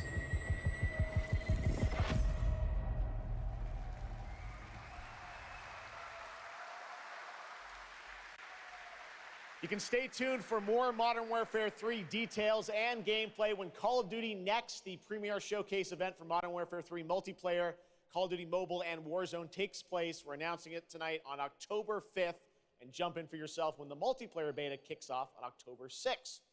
We have so much more to share with you, but first, here's an update on Nightingale, the new shared world survival craft. Er hat doch immer Nightingale da, ne? Das Spiel interessiert mich nie wirklich gar nicht. Ich weiß, das Hype hinter, aber es ist so kein Florian-Game. Naja, was soll man machen? The Feywilds await, and so too, Nightingale. Awaken your first portal and tread on towards that which is boundless, beyond the measurable.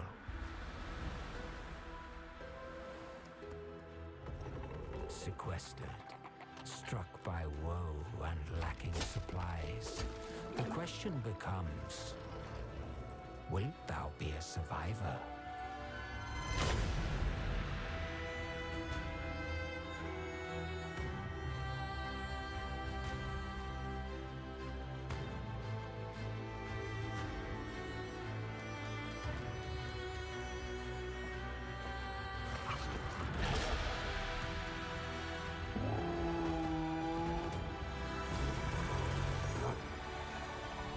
Regardless of which portal variety you favor.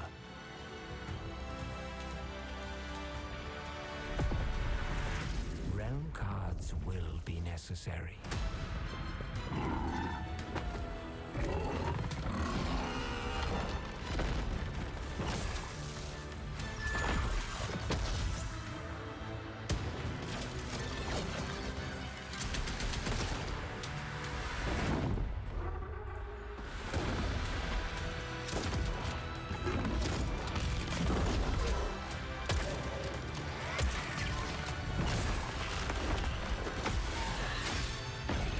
Ich meine, wäre es kein Multiplayer Random Generated Welt, wie auch immer, Crafting Game, maybe. Was ist es nochmal?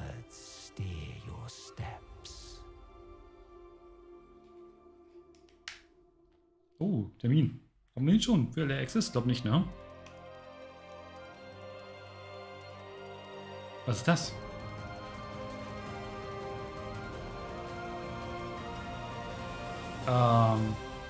Ja, das ist, komme ich drauf. Blue. Was ist Blue, ne? Grand Blue Fantasy. The astral realm is Lilith's home. One way back is to restore the forbidden primal. Da bin ich auch sehr gespannt drauf. She will utilize the power of the four primals and attempt to cast open the gates once more. You can tell primal beasts were weapons created by astrals. Combat ist gemacht von Platinum Games.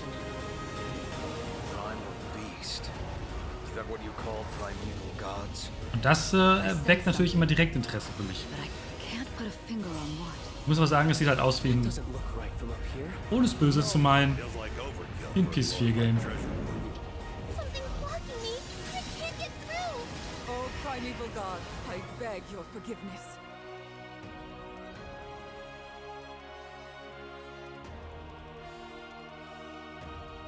Derzeit ist es zwar ganz cool.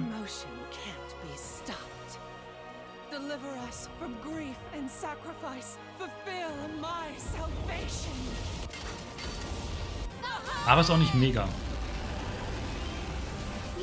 Es ist für mich kein Tales of Arise so.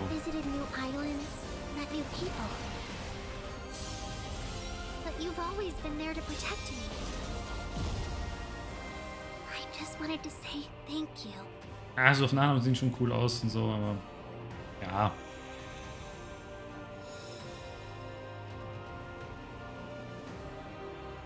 Erster Februar. Alles klar. Spiel werde ich wahrscheinlich auf jeden Fall. Hey everyone at Gamescom. Gina Torres here. I play General Kirkin in Immortals of Avium. She is Jack's mentor. She is tough. And she is conflicted about how to win this ever war. But that's all I can say. Let's take a look at the game. It's out today. Ja, liegt bei... Ich weiß gar nicht, wir können mal gucken. Die Reviews gingen doch sehr auseinander. Das wollte ich nicht. Wir sind auf Open Critic und da hat Immortals 74. Metacritic war zuletzt unter 70, aber wie gesagt, es sind auch einige, die relativ hoch bewerten, und einige, die ziemlich niedrig bewerten. Charaktere sollen halt, es ist halt vom Stil her, was Humor und Storys angeht, sehr, sehr Forspoken-like. Und das ist für viele schon, ich finde, das Beste soll das Schießen sein, Magie, aber ich finde, es sieht halt nach nicht wirklich Impact aus und so. Ich hab's ja nie gespielt. Aber mich spricht's halt von den Trailern her null an. Und wenn dann noch das so nervige Charaktere oder Verspoken sind, schwierig. Vielleicht, wenn es Game Pass drin ist durch EA Play. Mal reingucken.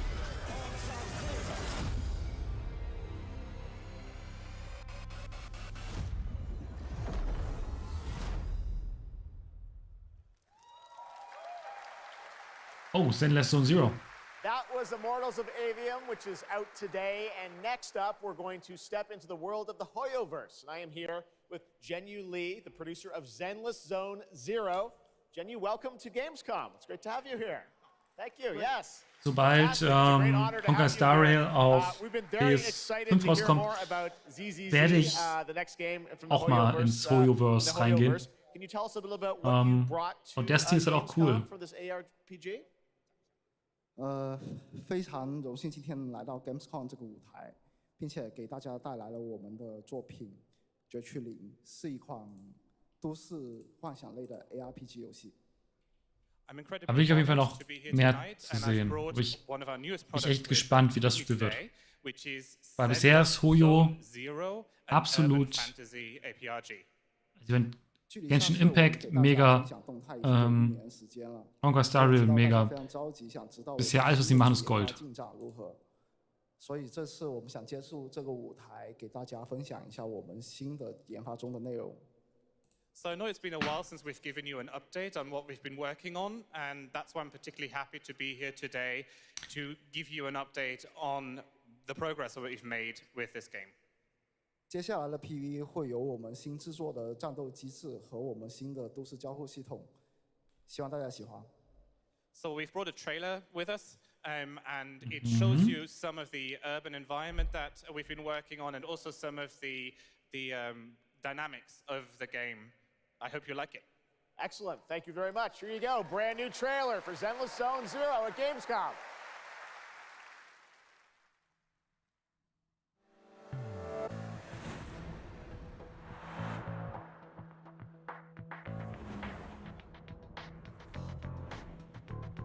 Ist die Show schon durch?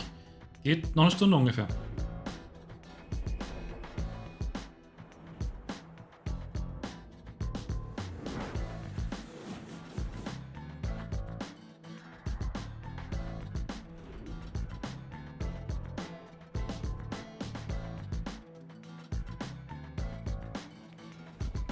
Ich frage mich echt, wie das Spiel genau funktioniert auch. Wir haben noch nicht viel davon gesehen, ne? Scheint halt, da war noch Tag und so ein bisschen Persona-like. War geht ja 6 Stunden? Ja, war schon. Ganz am Anfang.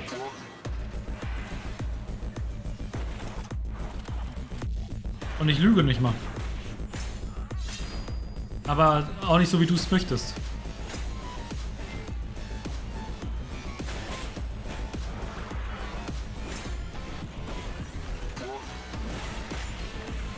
Beziehungsweise nicht so, wie du es meinst.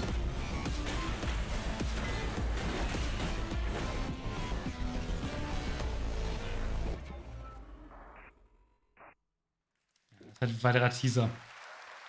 Scheint noch weit weg zu sein, das Game. This past April, Honkai Star Rail made its global debut, and the game has captivated players with its interstellar grand journey. Okay, weiter We're Hojo excited to share a special look at its beloved characters and provide an update on its PlayStation 5 release. Oh. Da war, glaube ich, nur Winter, ne? Winter 2023?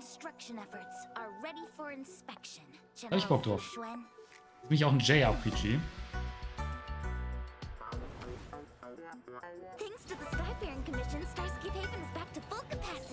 Ich habe ja Tower of Fantasy ein bisschen probiert. Bin ja noch quasi sehr, sehr am Anfang. War ganz nett, aber hab hier und da ein paar Sachen. Bin ja da eher interessiert, das nochmal an die Hojoverse Games.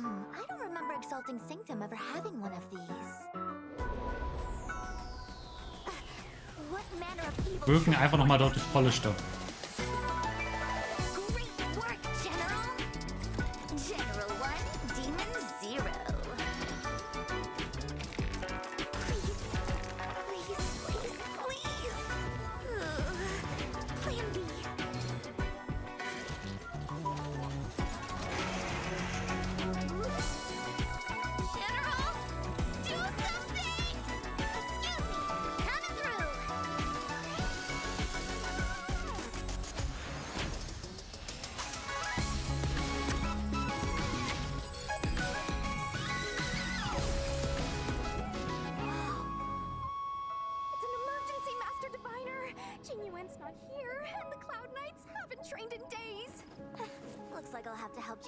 Ich hoffe, die PlayStation-Version kommt im Dezember. Davor habe ich... Okay, ich habe kurz gezwinkert und habe es nicht lesen können. Ich habe es nicht lesen können. Da war irgendwas von einem Test. Technical Test oder so. Ich konnte nicht lesen, wann. Reden nicht nochmal drüber. Ich habe das Datum so kurz nicht sehen können. Ach.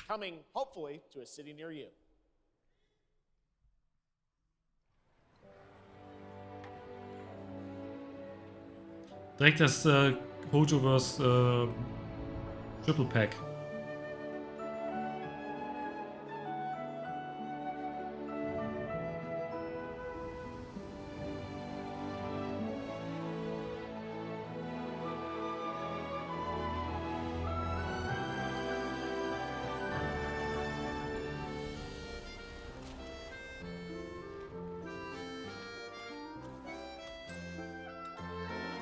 This is no time for distractions. Seriously, you have a great magician standing right here.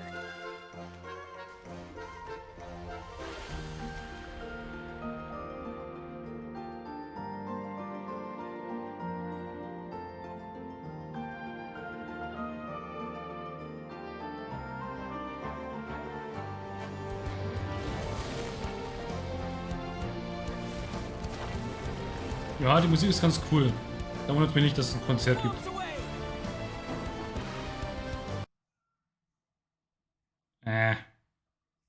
Not again.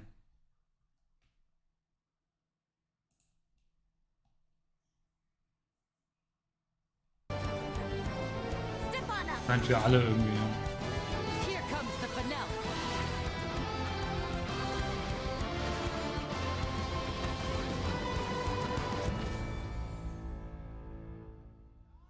Kommen jemals die Switch-Version? Ich sage nein. Irgendwas Deutsches bei Düsseldorf. Ohne Ü, Düsseldorf. This October, Lords of the Fallen releases an RPG adventure where he plays a dark crusader who can access a parallel dimension, the Umbral. Here is a first look at the brand new story trailer for Lords of the Fallen. Ui, Story Trailer. Hype! Ich soll mich sehr offen, ich bin ja nicht so der Souls-like-Fan. Aber gespannt bin ich trotzdem.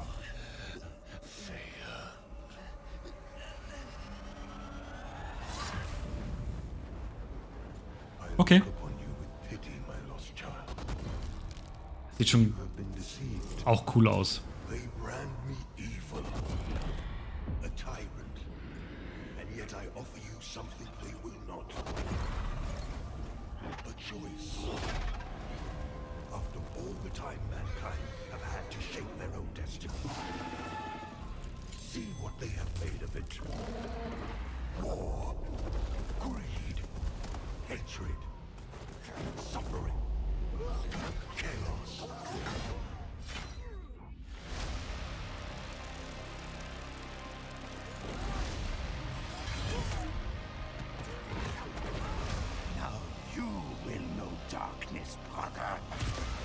Okay. Weird. Aber es sieht wirklich, also der Artstyle und alles, das sieht wirklich geil aus. Gefällt mir sehr, spricht mich sehr an. Ist halt nochmal ein bisschen anders pervers als Dark Souls. Ähnlich, aber anders. Genau das meine ich damit. Oh. Perfekt für dahinter. Das ist so eine Kombi. Ja, bekommt jetzt ein Oktober-Release-Datum. Offiziell. Aber wenn ich eh schon genug im Oktober haben.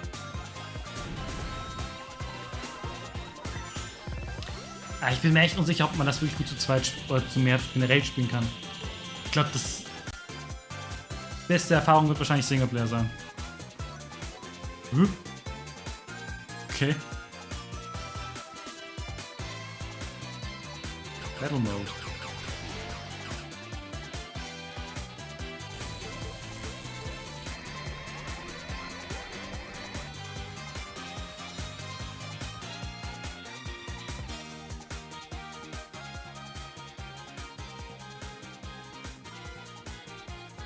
17. Oktober, das ist 2 Tage nach Mario. Looks amazing. October is going to be a very busy month for new releases. And yes, there will be full 4-player co-op gameplay in Sonic Superstars. But that is not all the Sonic news we have for you tonight at Opening Night Live. Sonic Prime. We also have a special update for you. Ah, das DLC, das Story-DLC. Da kommt ja noch Story-DLC.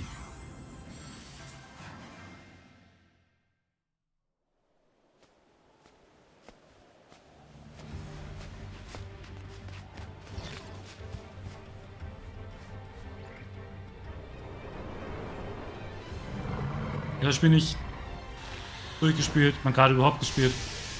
Deswegen keine Ahnung, was da gerade passiert.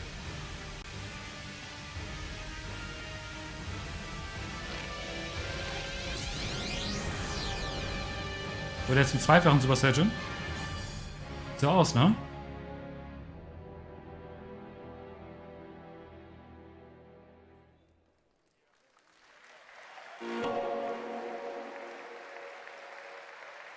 September.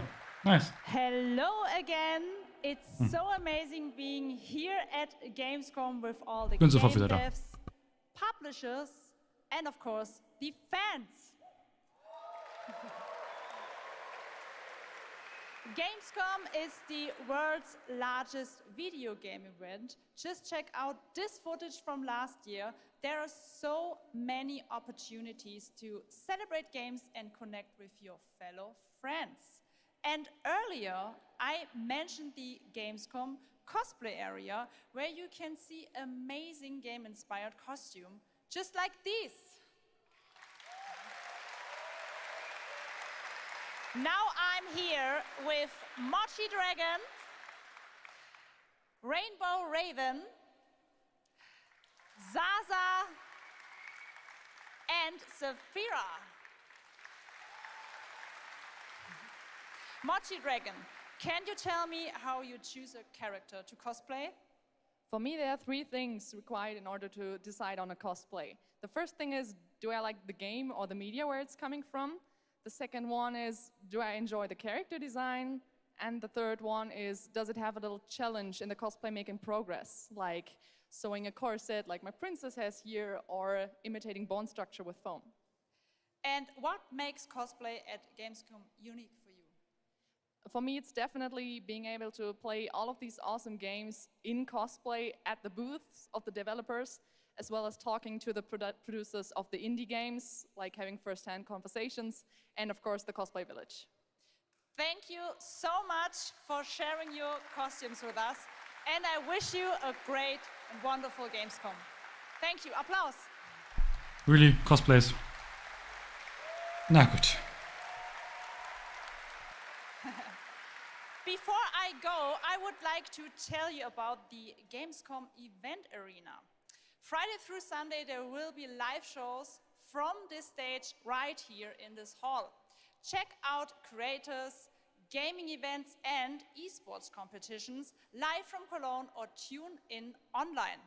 Join and follow us on Facebook, Instagram, TikTok, Twitter, Twitch, and be sure to use the Gamescom hashtag 2023. Thank you so much, and back to you, Jeff. Fantastic. Thank you, Jasmine. It's great to have you here. All right, right now we've got a first look at the first Descendant, a next-generation action looter shooter from Nexon. The crossplay open beta is going to be held September 19th to 25th. Er hat gerade mehrere Red Flags genannt. Nexon, Looter Shooter. Ist eigentlich schon. We must follow the will of the ancestors. Accept your calling, Descendant. Ja, weil sieht das mal ganz gut aus, Mann. Allein, weil ich jetzt schon weiß, dass es Looter-Shooter ist. Ist gar nicht meins. Oder irgendwas Albion zu nennen, ist, finde ich, gerade auch irgendwie so overused. It's the Ironheart! This could wipe out all of the Vulgus, right? That's so cool! Countless descendants have shed blood to protect the sanctity of this great place. Despite their efforts, humanity is still at Style risk of extinction. der Welt finde ich erstmal ganz nice. Ihren Anzug finde ich ein bisschen eng. Aber abseits davon, Gegner. Aber wie gesagt, es ist ein Looter-Shooter. Oh, das sah cool aus. Da brauchst du aber eine Menge Auto-Eng, das funktioniert. Das sieht schon nicht so uncool aus. Ich darf nicht vergessen, es ist ein Looter-Shooter. Auch wenn ich kein bisschen Loot sehe im Trailer.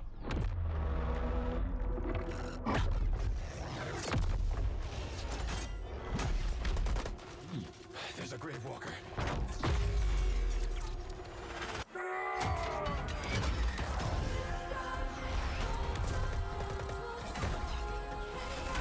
Okay, das sieht schon cool aus.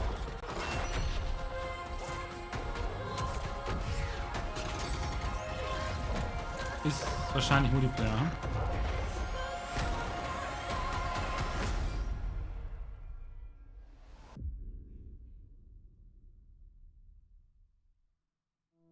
Hello? Hello? Hi. Ja, das Surface World. Wassergame. Oder Wasserding. Fine. Great. Sieht auch nach einem sehr gut traurigen Spiel aus. Tired, but in a good way. Busy. Von Quantic Dreams neuer Publisher-Initiative. About you. I heard there was a storm coming. I told you, I still need time. Time to what, Stan? Because as far as I can see, you're just treading water. We're upping the extraction rate. Maximum output. I don't expect you to understand. You're not the only one who's suffering. I need you with me here, now. I will be. I promise. Noch wenige Tage. You're right there. On the Und verge nochmal of Starfield. something special.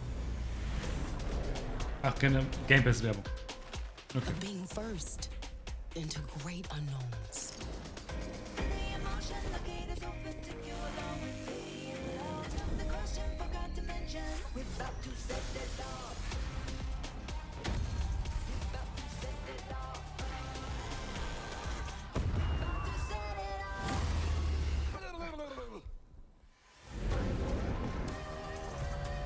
War noch Stalker 2 Release-Termin.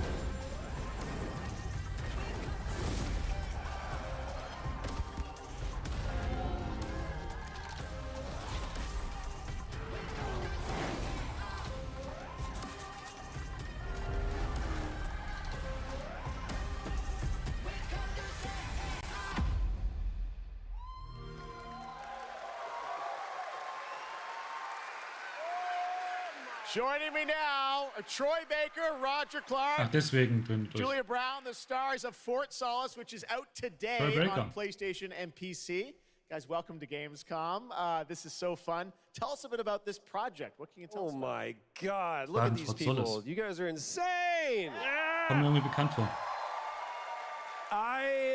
We've been able to talk about this game for a while. I think the thing that I'm most excited about is for people to explore these characters. At the core of this experience is unraveling the mystery Das ist nicht Roger Clark. And you're going to do that by discovering these characters and learning about their stories. And that's, as actors, that's something that we just want to throw ourselves into. And this is a game, I know Roger made, it's an independent game made by a pretty small team, right?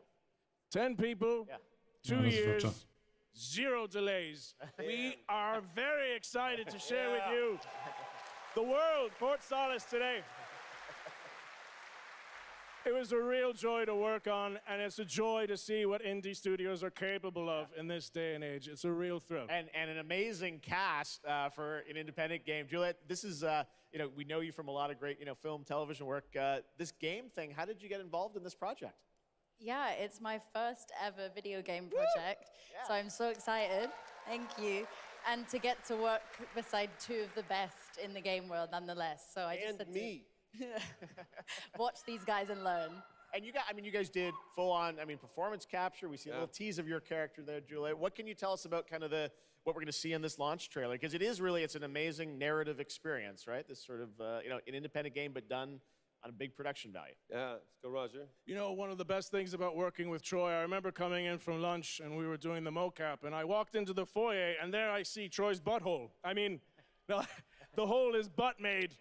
When I say we threw ourselves into this, we literally did. And there's a hole in the wall that was made by my butt. Yes. Which he signed. And Julia, I sold know on eBay. it's a little mysterious what your role is in this game, right? But we have to play to find out. So I play Jessica Appleton, who's an engineer working on Fort Solis alongside Jack Cleary. And they're going to have a night that they will never forget. Ooh, okay. It's a thrilling ride. Well, let's get a little tease of this. As I said, it's out today. Here is the launch trailer for Fort Solis. Thanks so much, guys. Our pleasure. Thank you, guys. Thank you. Dear villagers. Jack Leary, senior engineer en route to Fort Solis, in the Planum Quadrant, responding to an alarm. Suspected power failure, or await further information. Recording submitted. Is there no sign of security? No.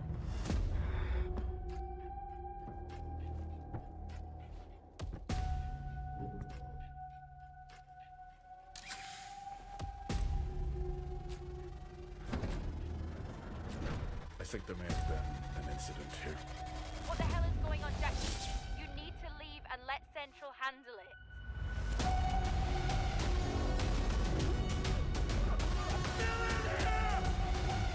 Das sieht schon ziemlich cool aus, du. Warum habe ich das Spiel nicht auf dem Schirm gehabt?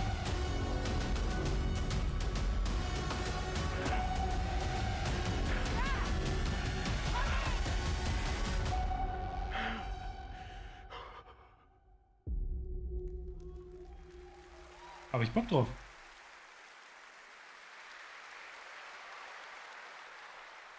All right, next, it's time for the announcement about a new game from Focus Entertainment and Saber, the continuation of the ultimate off-road experience.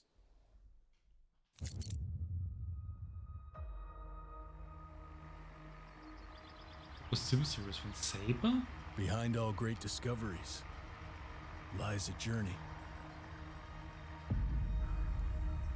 One of anticipation and adaptation. Of struggle. Ach, ich wusste gar nicht, dass das Saber auch da mit hintersteckt. Ich weiß, da ist sowieso ein ziemliches Gerichtsstreit alles hinter Richtung der Mudrunner und so Serie. Each step matters. For every obstacle, Snowrunner. there's a solution. Aber ich weiß, dass sie sehr beliebt sind. Nie gespielt. For every task, a tool.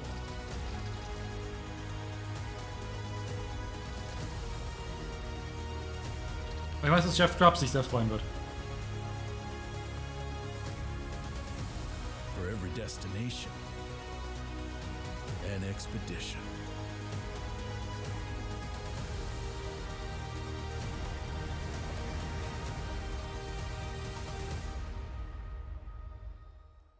Expeditions, Mudrunner Game.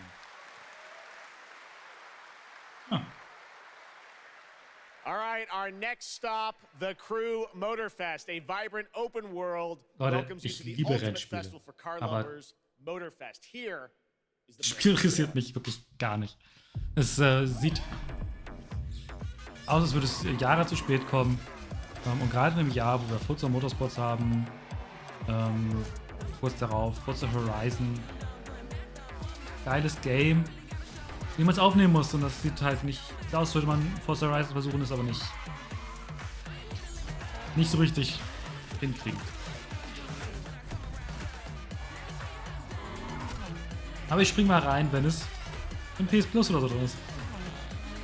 Denke ich mal. Ich meine, das sieht ganz cool aus.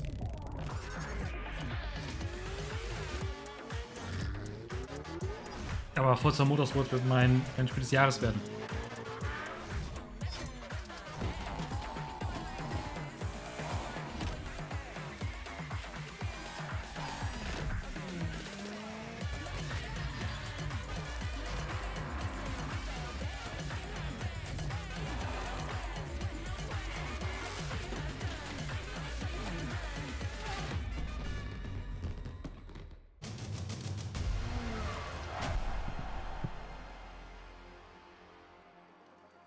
Free Trial. Das ist natürlich nice. Und nur mit Ubisoft Plus, oder was?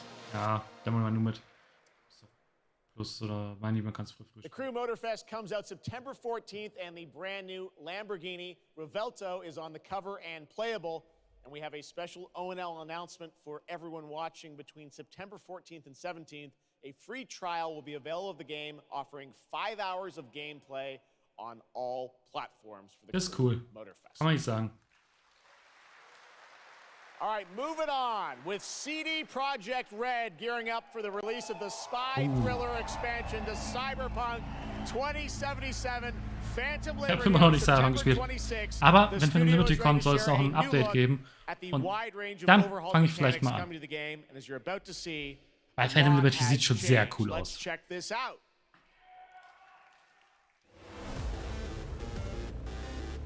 Okay. Yeah. Let's go.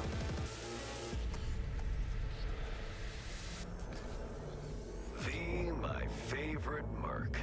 Welcome to Dogtown. There's a job. Coordinates provided. You know what to Frage do. für mich ist, spiele ich's? War schon was für mich dabei bisher. Bin jetzt erst da. The logical choice.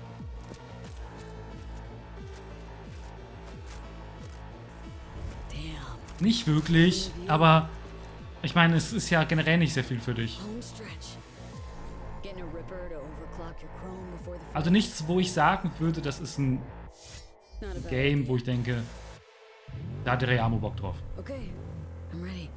In der Theorie ja Cyberpunk, wenn es das gewesen wäre, was du dir erhofft hättest. Und vielleicht ist Phantom Liberty das ein bisschen mehr, aber ich meine, Starfield war da, aber Starfield hat nicht viel Neues gezeigt. Mehr mit drüber gequatscht.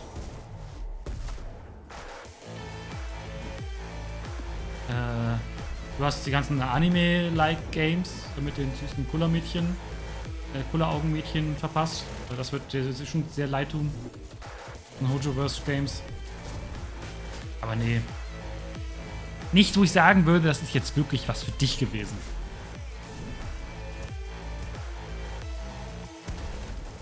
Job done. Premium work, V. I'm closing the gig and sending you a little bonus. Something that will spirit you home safely. Someone dispatched a hunter. Good luck. Fuck incoming! Fire QC drops! Got a netrunner cinch here! Need backup right now! All nearby units. We got a situation in Watson. Roger, dispatch. Die ganzen Sachen wie Police sowas, das ist, hilft dann mich auch aufs Main Game zu. Weil ich das weiß und deswegen, wenn dieses große Update quasi fürs Originalgame auch noch kommt, vielleicht gucke ich mal rein. Probier's endlich mal.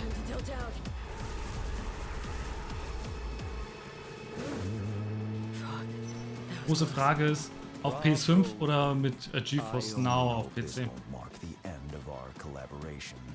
You will hear from me soon. This I guarantee you.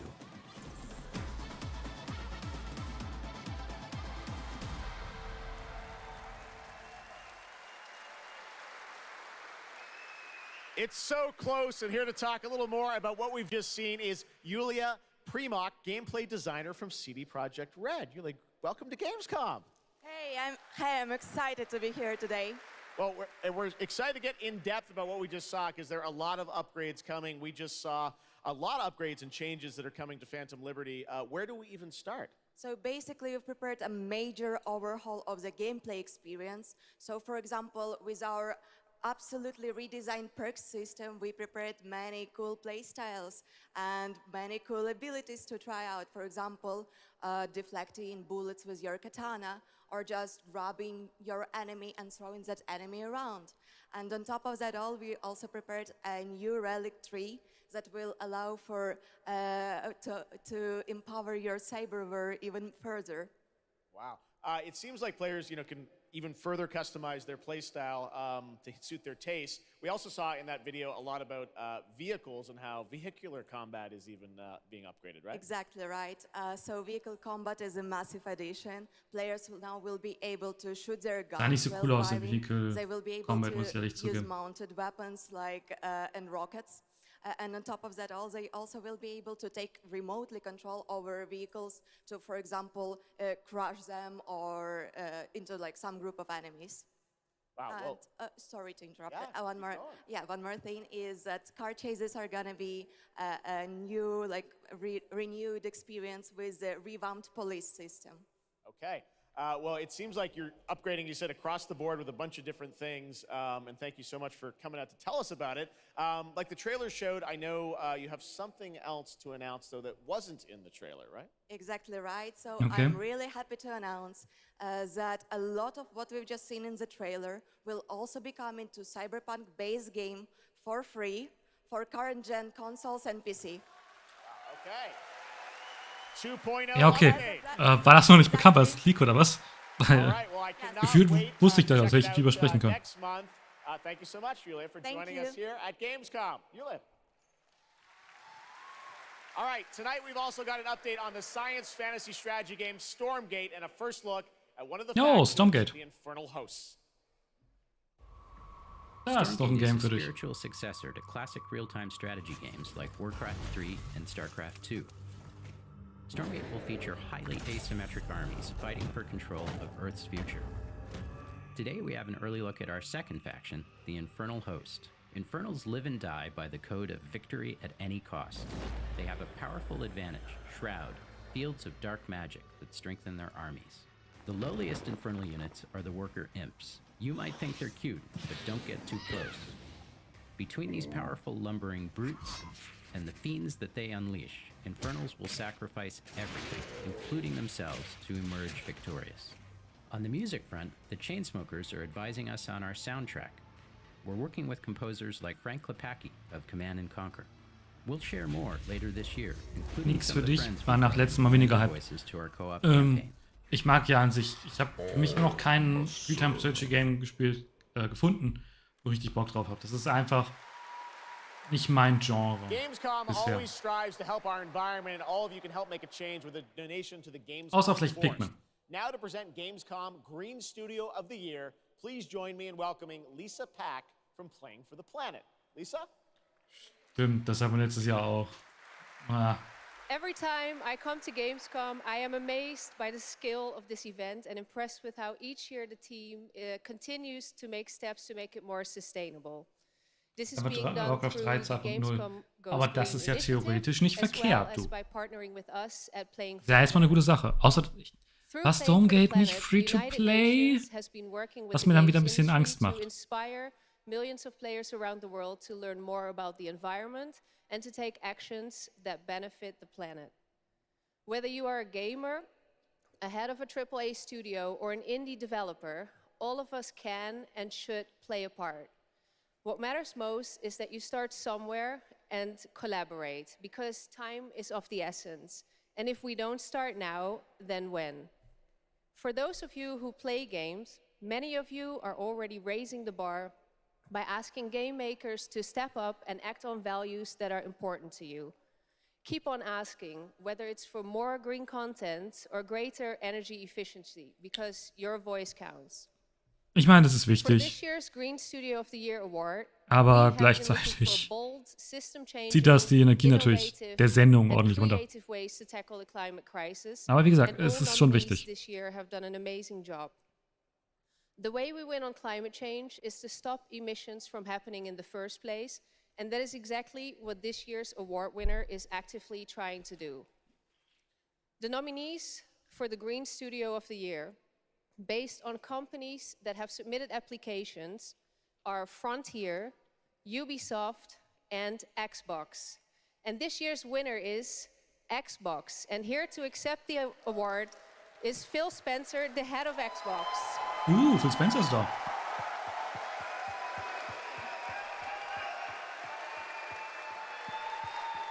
Das ist nice. I'm accepting this award on behalf of an incredibly talented team at Xbox that has worked very hard to put tools Kannst in gerne the auf der hands Show of auf der Bühne developers bleiben und to uns allow irgendwas them Cooles to zeigen. see the impact of their code on the energy draw of the consoles.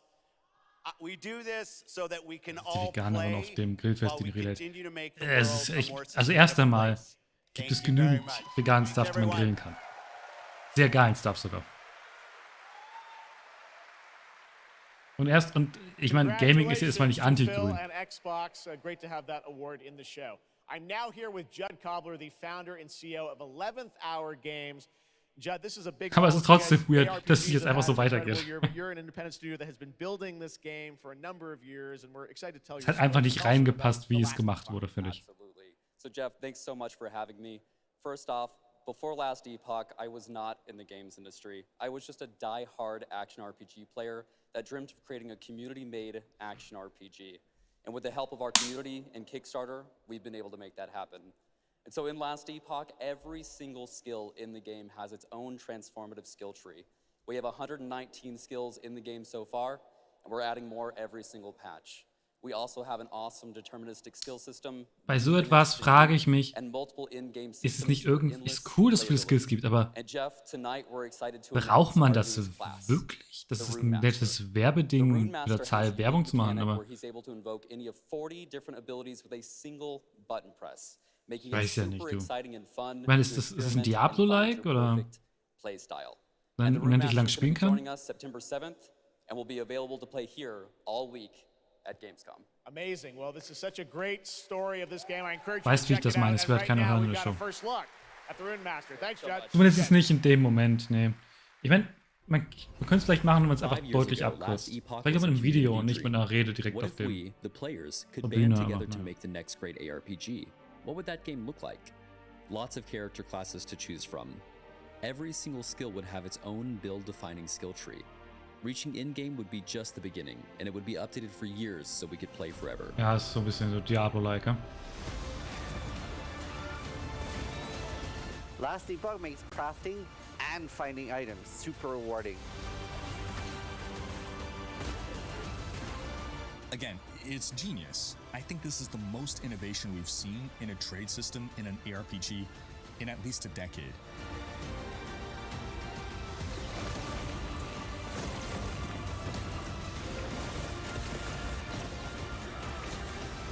Ich meine, es explodiert viel. Das ist nice, denke ich mal, ne?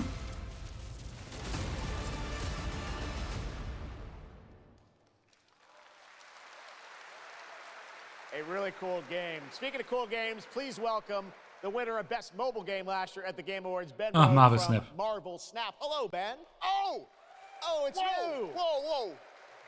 Ah, der hat bei Summer Game Fest echt genervt. Mobile Game of the Year. You did, yeah? But Nee, we Game Awards just war das, stimmt. finished rebuilding the entire game to run natively on PC.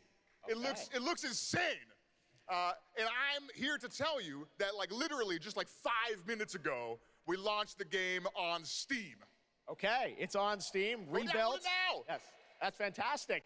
Now, I know anyone actually watching the show on Twitch, if you watch more than 30 minutes of ONL tonight, there's a special Twitch drop, a Spider-Man variant for Marvel Snap. And right now, we've got an exclusive cinematic to show you from Snap. Check it out. Thanks, Ben.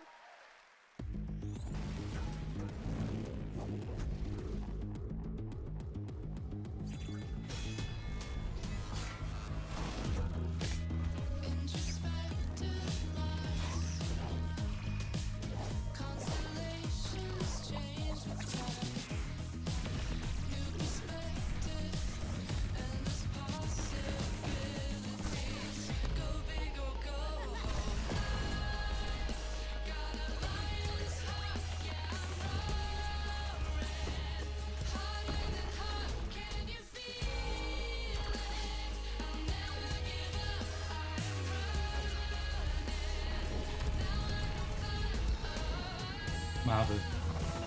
Verrückt.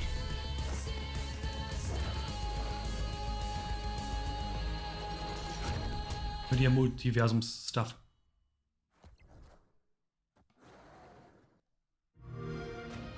Aber cool, dass es eine PC-Version jetzt gibt. Ready to get out there?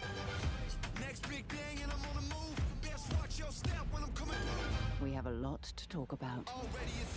Classic. If I drop any day, it's a classic. Any wave that I'm on, it's a classic. Hey, you heard that? Classic.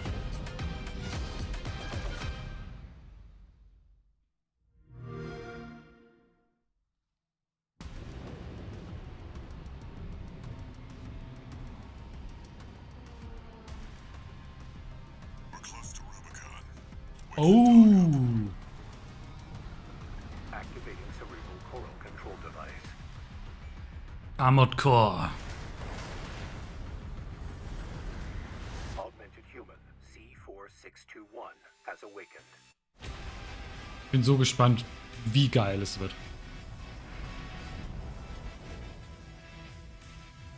Und wie es ist, wenn From Software, das heutige From Software, ein nicht Souls-like macht. Call sign Raven. Priority subject for termination. High on the list. Ich hab nur keine Zeit und kein Geld, das Game momentan mir direkt zu holen. Auch zu nah an Starfield.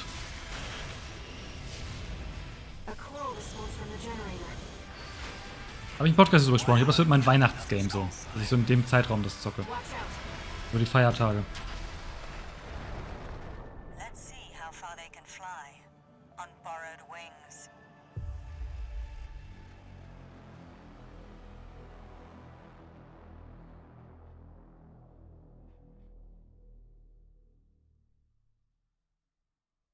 Memories form like scars.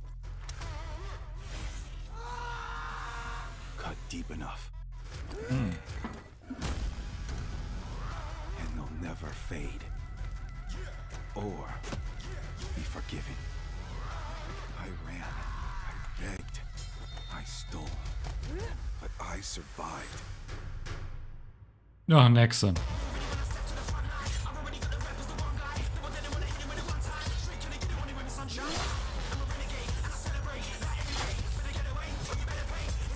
Am Ende steht da Free-to-Play, Android und iOS.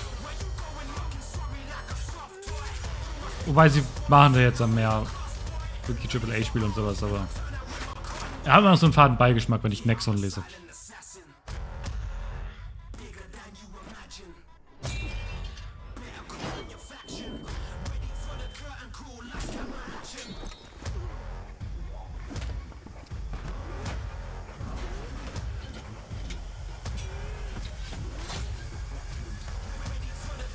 Aber seht ihr erstmal nur Cinematic. Nix Gameplay. I'll cut my own path through. I'll fight until I stand in the land of salvation. Warhaven. Ach, das ist Warhaven. Ja, ja, sag ich ja. Ich hätte niemals erwartet, dass das ein Trailer für Warhaven ist. Next, I am so excited to welcome to Gamescom Ui. the creator of Mortal Kombat, Ui. who's come all the way to Gamescom to unleash even more news on MK1, which ships in just a month. Weitere Charaktere oder was zeigt uns Ed Boon? Ed Boon!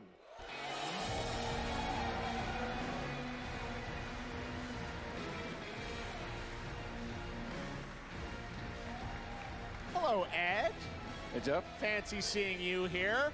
Well, we had a lot of fun with you at Summer Game Fest revealing the first gameplay of MK, and I gotta say, every trailer you drop just gets crazier and crazier. So what did you bring to Gamescom? We brought another, probably our craziest trailer of all. You know, since we introduced the gameplay at Summer Game Fest, we couldn't believe the reaction people having to the game, and they've actually gotten their hands on the game, which has become even more exciting. I can't believe the crazy stuff people have come up with, combining the main characters and the cameo characters. It's been a riot. But this trailer we have here should give you an even better idea of just how insane things get with this game. Jetzt ist mir auch bewusst, warum der Stream ab 18 ist. I gotta say, this is such a great asset. You guys are gonna enjoy it. Here it is, Mortal Kombat 1, the brand new trailer. Outworld world can be both alien and intoxicating to Earthrealmers, while our realms are at peace. There are Outworlders who would prefer us to be at war. General Schaut. Victor of the Tavarian War, conqueror of the Quatan Plains. All of Outworld is grateful for his service.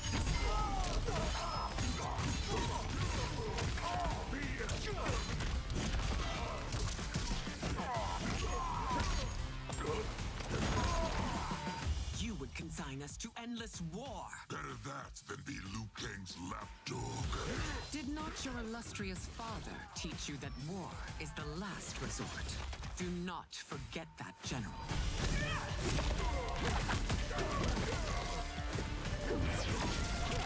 Okay.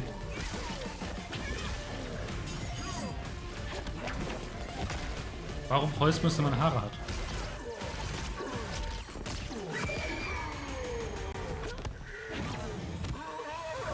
We gather once again to honor my late husband's legacy, to continue the tournament that he founded with Lord Liu Kang.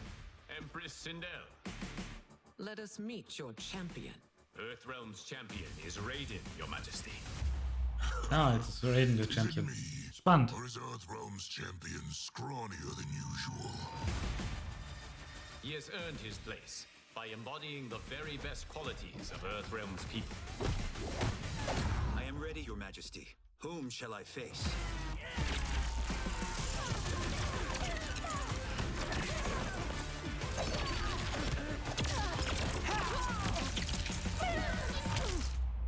We will destroy your champion, Liu Kang. He will taste no victory.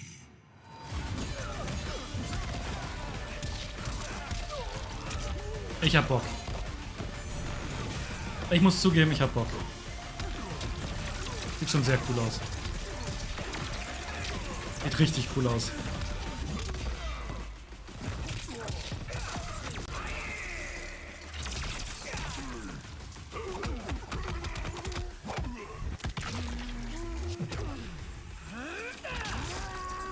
Nein, wir haben Fatality.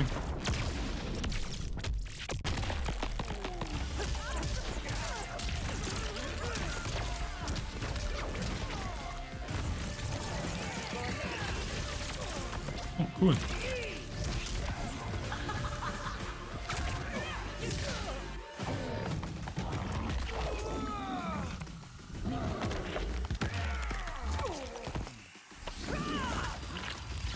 Oh, Fatality von ihr.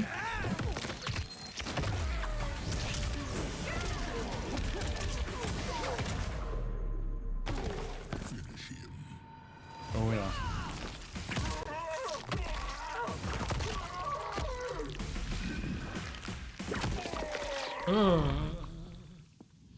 Who's your queen?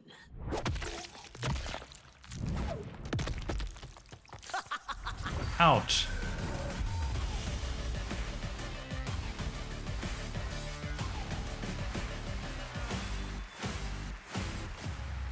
Mhm.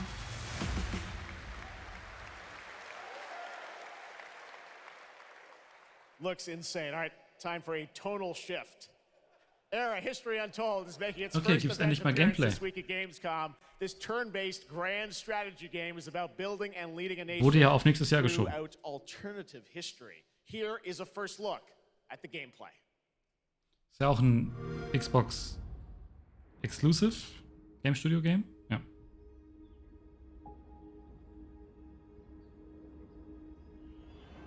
Ich gab schon mal Gameplay, aber ich habe nie was gesehen.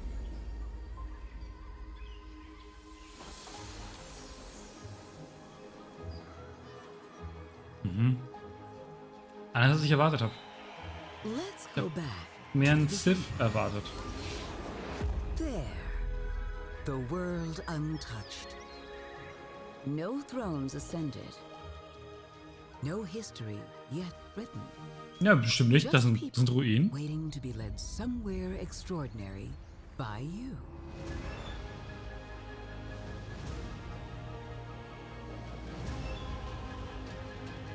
Okay, wir haben so echte Anführer. Da ist auf jeden Fall eine Ähnlichkeit mit Civ, aber sonst eher nicht so.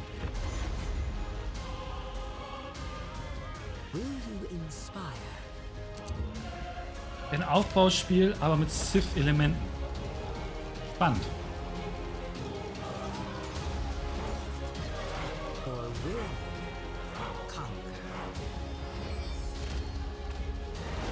Also mische Anno mit Civ.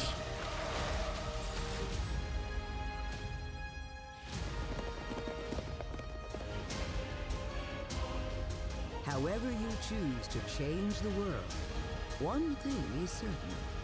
History will never be the same.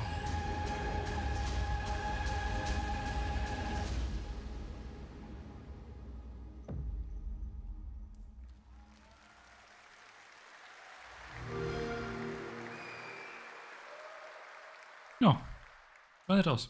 Blizzard has had a long history here at Gamescom, and in its latest game, Diablo 4, it arrived in June and will be supported for years to come with seasonal content. Their first season of The Malignant is now underway, but in a bit of a surprise, we're now about to share with you the first news on the next season coming this fall. It started small. Nameless people that no one would miss.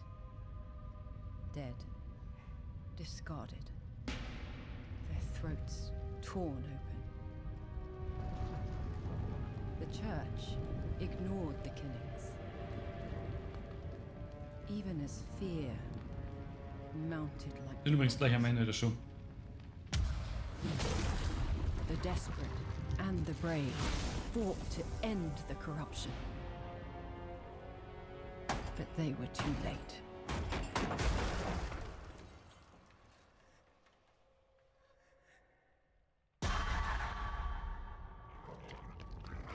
It changed them. Killed them. Brought them back. Hungry. Also echt nur das gesehen, ich dachte, das ist Diablo. I have fought this plague a long time. We need Aber ich bin noch kein Diablo-Kenner. different.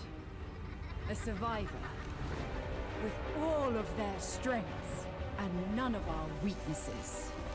Someone unexpected.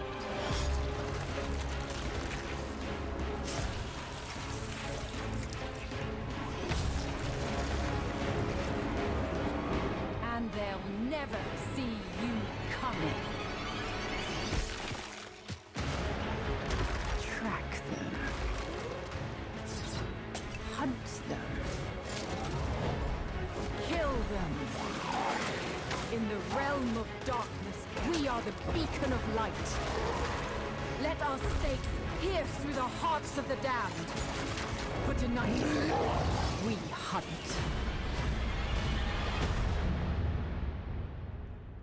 Season of Blood. Okay. Nicht meine Welt. Gamescom, please welcome actress and producer Gemma Chan, who is voicing the role of vampire hunter Eris in the Season of the Blood, and the general manager of the Diablo franchise at Blizzard, Rod Ferguson. Welcome to Gamescom. Hi, everyone. Gemma, this is so exciting to have you here.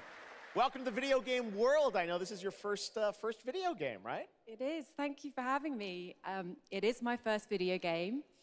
I have always appreciated the power of storytelling in all its different forms, and in some ways, video games are very much like interactive cinema now. So I was so excited to play this character, and yeah, thank you for inviting me into the world of Sanctuary. You did an excellent job. I can't wait for people to hear you. Yeah, this is exciting. You know, season 2, which will be coming, as you said, in October. What can you tell us about the character that you're playing, Eris? So Eris is a seasoned vampire hunter. She is going to be your badass warrior companion as you fight your way through the perils of Sanctuary. She's complex. She's seen quite a bit of horror in her lifetime, so initially she comes across as a little bit cold and jaded, but in a fight, she will definitely have your back. Good to know. Rod, tell us a bit about what we can expect from this new Diablo season in October. Well, Jeff, you know, Diablo is about creating that ultimate power fantasy. And Schauen wir uns obviously a das lot of Letzte, people was wir have been doing it. We sehen. have over 12 million players and 1.3 billion hours played so far. And I just want to take a second to say thank you. We're so appreciative of their enthusiasm and all the player feedback. It's going to help us make great seasons for years to come. Now, for our free second season, Season of Blood, you get to join Eris as a vampire hunter, but not just any normal vampire hunter.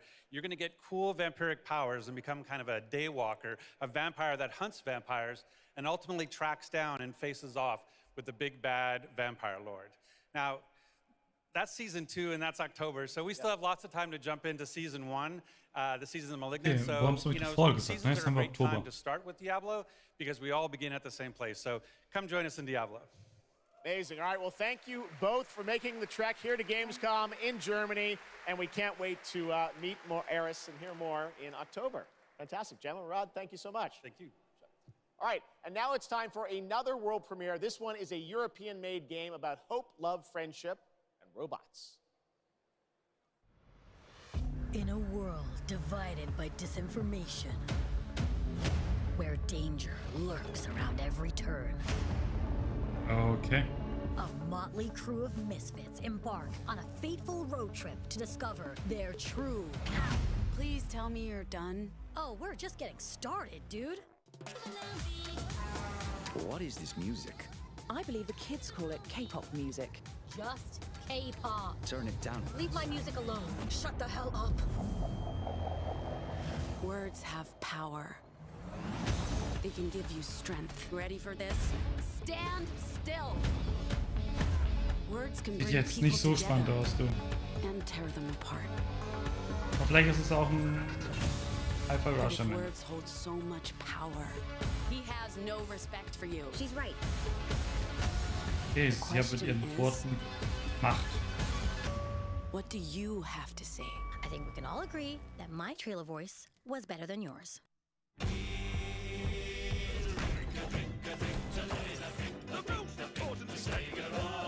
What the fuck?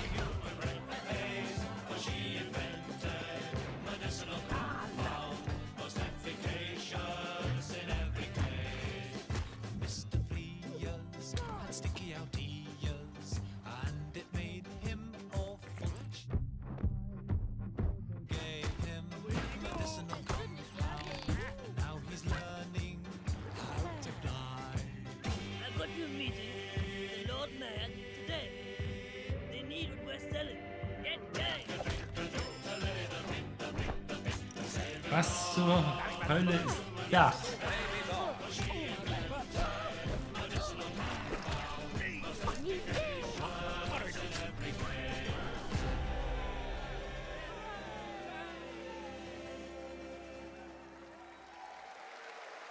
Okay.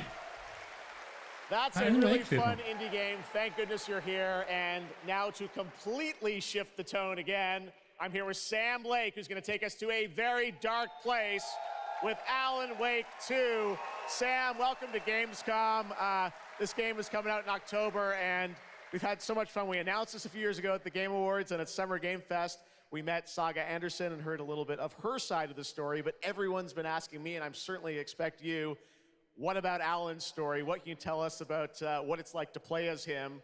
Tonight, I think it's finally time to answer that question. Thank you for having us here, Jeff.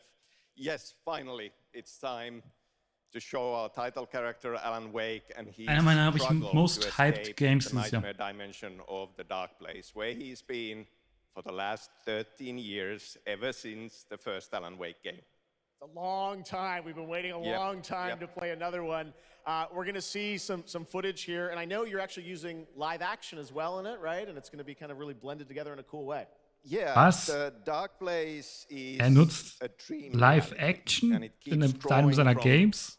Alan's Nein. mind, his thoughts, his fears, his writing, and he comes from New York City, and for years he has written crime fiction set in New York City.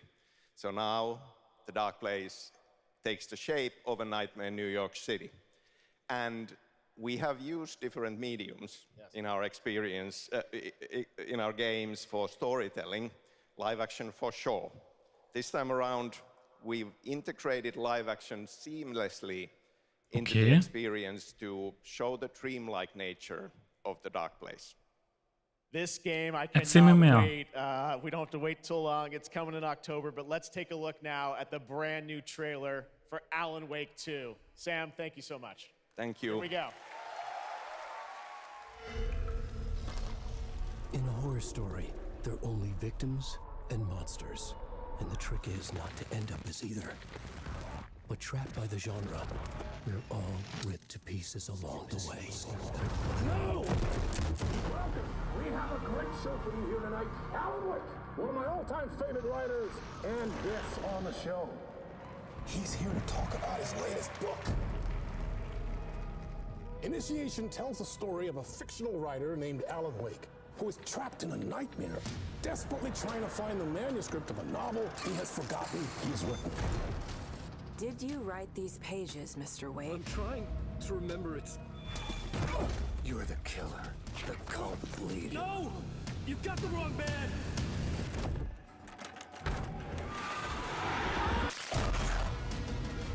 It's my fault! He got out! Wake has a double. Where is he now?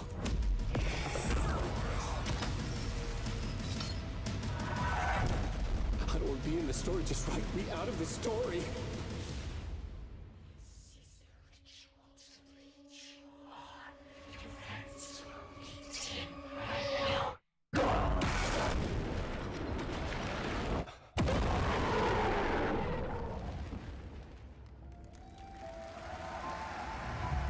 Ich verstehe jetzt die Mischung mit Live-Action und wie dieses genau Game dann läuft. Nicht, wie man spielt. That looks Aber es absolutely amazing, sah and phänomenal that's going to aus. do it for Opening Night Live. We have so many amazing games coming this fall. I want to thank all of you for being here. Kein Kojima, watching online. crazy. Jasmine, thank you for co-hosting. Nicht mal And I irgendein gotta Quatsch say, von we got Kojima. a lot of great games coming up in the next few months, so I hope you Was enjoy fein. the rest of games. Heißt nämlich, dass wir bald ein PlayStation-Event wahrscheinlich What's going to kriegen. be quite a debate about Game of the Year. And speaking of the Game of the Year, I'm happy to announce tonight that the Game Awards will be returning live this December, and we've got a date for you. Thursday, December 7th, the show will be streaming live everywhere. It is our 10th show, which I can't believe. We've been doing it for 10 years. We'll be Also live am at 8. the Dezember Peacock Theater frei in nehmen. LA on Thursday, Merken. December 7th. 8. I hope to see Dezember. you then. It's going to be a very, very special show. Thanks again for watching Gamescom Opening Night Live. We'll see you again next year. Good night, everybody.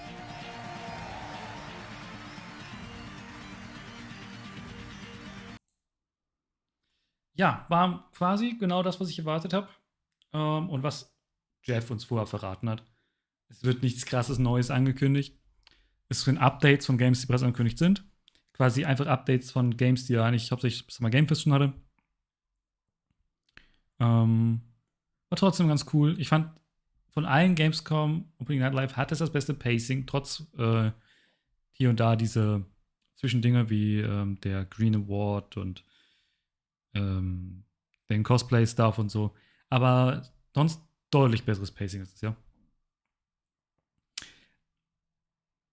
Dennoch finde ich, sollte er vielleicht nochmal ein Chip drauflegen, was halt dann doch eine Ankündigung. Wenigstens eine oder zwei. Ich meine, letztes Jahr hatte er Dead Island 2, das war schon mal nicht so schlecht. Hier bei Little Nightmares 3. Aber es ist trotzdem nicht das er mindestens das Niveau von Dead Island 2 so ungefähr hat. Hatten wir diesmal nicht. Wir hatten coole Games, die wir aber alle schon kennen und nur mehr gesehen haben. Ja, passt natürlich, wenn man jetzt am nächsten Tag dann auf die Messe geht oder übernächsten Tag und diese Games, die man hier gesehen hat, dann noch da zockt, weil die sind dann ja alle da. Aus der Sicht macht das schon Sinn. Aber an sich war es so eine coole Show, wo ich jetzt die 2 Stunden, fast 2,5 in der Pre-Show, nicht wirklich gemerkt habe, aber auch nicht rausgehe und sage, oh, darauf kann ich nicht warten, was ich da gesehen habe. Deshalb habe ich vorher gar nicht auf dem Zettel gehabt und jetzt habe ich richtig Bock drauf. Das hatten wir nicht. Das sind halt die Games, die ich vorher auf dem Zettel hatte, wo sich nichts geändert hat. Alan Wake 2, Mortal Kombat 1, etc., wo ich einfach schon normal Bock drauf habe. Es gab Release-Termine, die sind leider schon geleakt. Das ist immer doof, aber da gar nichts für. Ja, aber alles in allem war eine coole Sache. Hat Spaß gemacht. Aber Gamescom, ich habe das Gefühl, das ist halt eine Auftragsarbeit für Jeff. Und ist nicht dasselbe wie seine eigenen Babys mit Summer Game Fest und insbesondere Game Awards. Und ich glaube, Game Awards wird wieder geile Sachen für uns haben. Neue Ankündigungen, alles. Da bin ich sehr gespannt drauf. Bevor wir zur Game Awards kommen im Dezember, ist mindestens ein Nintendo Direct. Bin ich mir relativ sicher. Und wahrscheinlich auch ein PlayStation-Event, was ein State of Play sein kann und nichts Besonderes. Aber wir haben noch ein paar Events dieses Jahr, bestimmt. Und ich freue mich drauf. Und ich bin gespannt, was so die Eindrücke von der Gamescom sind. Von den Leuten, die da sein können. Ja, das war voraussichtlich mein letzter Livestream hier in diesem Zimmer. Bleib gespannt auf dem nächsten, also wenn es dann ins nächste geht. An sich gibt es den nächsten richtigen Livestream erst am 10.9. Wenn vorher, und ehrlich gesagt recht was damit Nintendo Direct ist, gibt es einen kleinen Sneak Peek vom neuen Studio. Also, bis dahin, viel Spaß. Ich gucke heute Nacht noch Ahsoka und dann gibt es morgen hoffentlich direkt die Review zu. Also schaut danach und habt eine gute Nacht. Ciao, ciao. I can see the fire that we made just to save us when we try to make up for never letting go. Said the things we promised not to say, then we break up just to start all over, even though we know this is the hard way better. We can't be heartache together. This is the hard